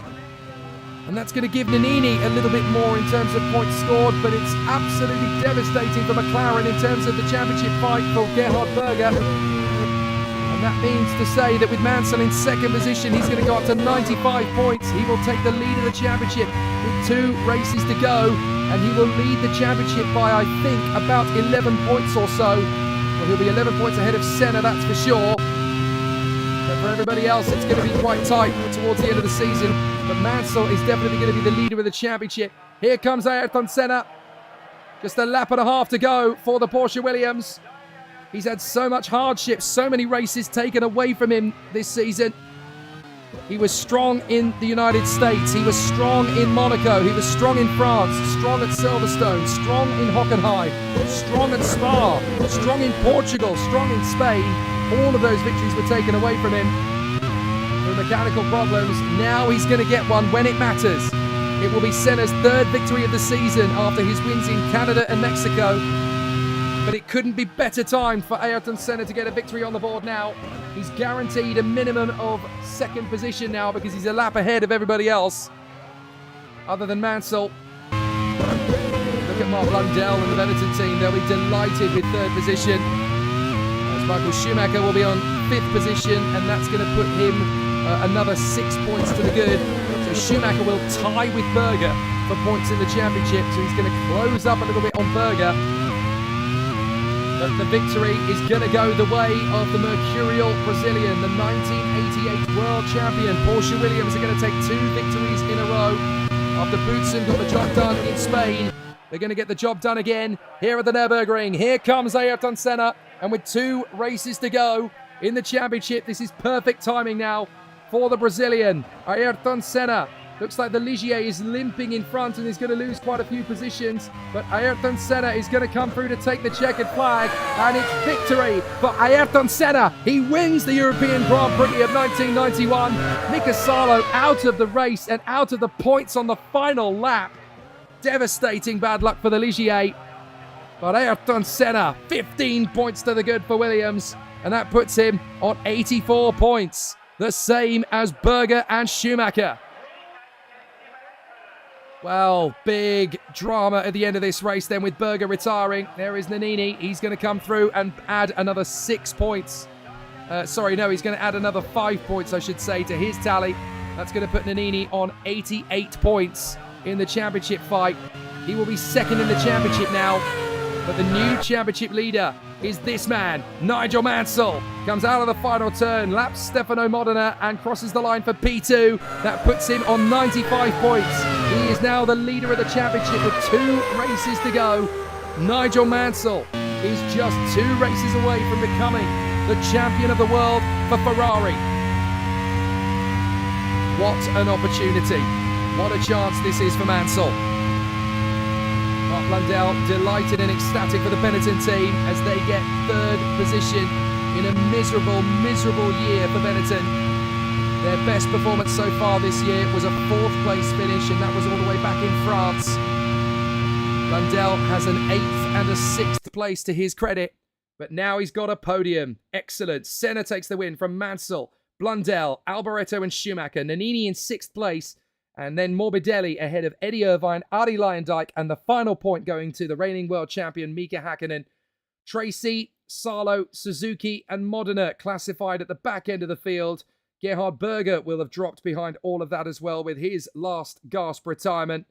But there was a race full of attrition around them. Gerhard Berger down in 15th, Bernard out, Badua, Warwick, Frentzen, Barrichello, Perry McCarthy, Andy Wallace, Thierry Boutsen, Manuel Reuter, Martin Brundle, and suspension failure, as we know, for Jean Alesi. But it's dramatic as far as the championship is concerned, because now the new championship leader is Nigel Mansell, leading by 7 points with just 2 races to go and a plentiful, exciting battle to come at the last 2 races in Japan and Australia. Excellent stuff in the Grand Prix of Europe. The fastest lap of the race goes the way of Senna by just 0.005 of a second of Alessandro Nannini. But what an exciting battle it has been. That's your lot for the European Grand Prix at the Nurburgring 1991. The next round of the championship, the penultimate race, will be in Suzuka. And Nigel Mansell has the chance to become champion now in Japan if he manages to clear everybody else by a minimum of 15 points, he will become champion of the world in Japan. He leads by 7. If he outscores the field by 8, he'll be champion. Can he do it in Japan? We will find out next time. But for now, it is goodbye from me, Jake Sanson, and from everybody at XL5 Media Racing Voice Productions. Thank you very much indeed for watching. We'll be back with the Japanese Grand Prix. See you then.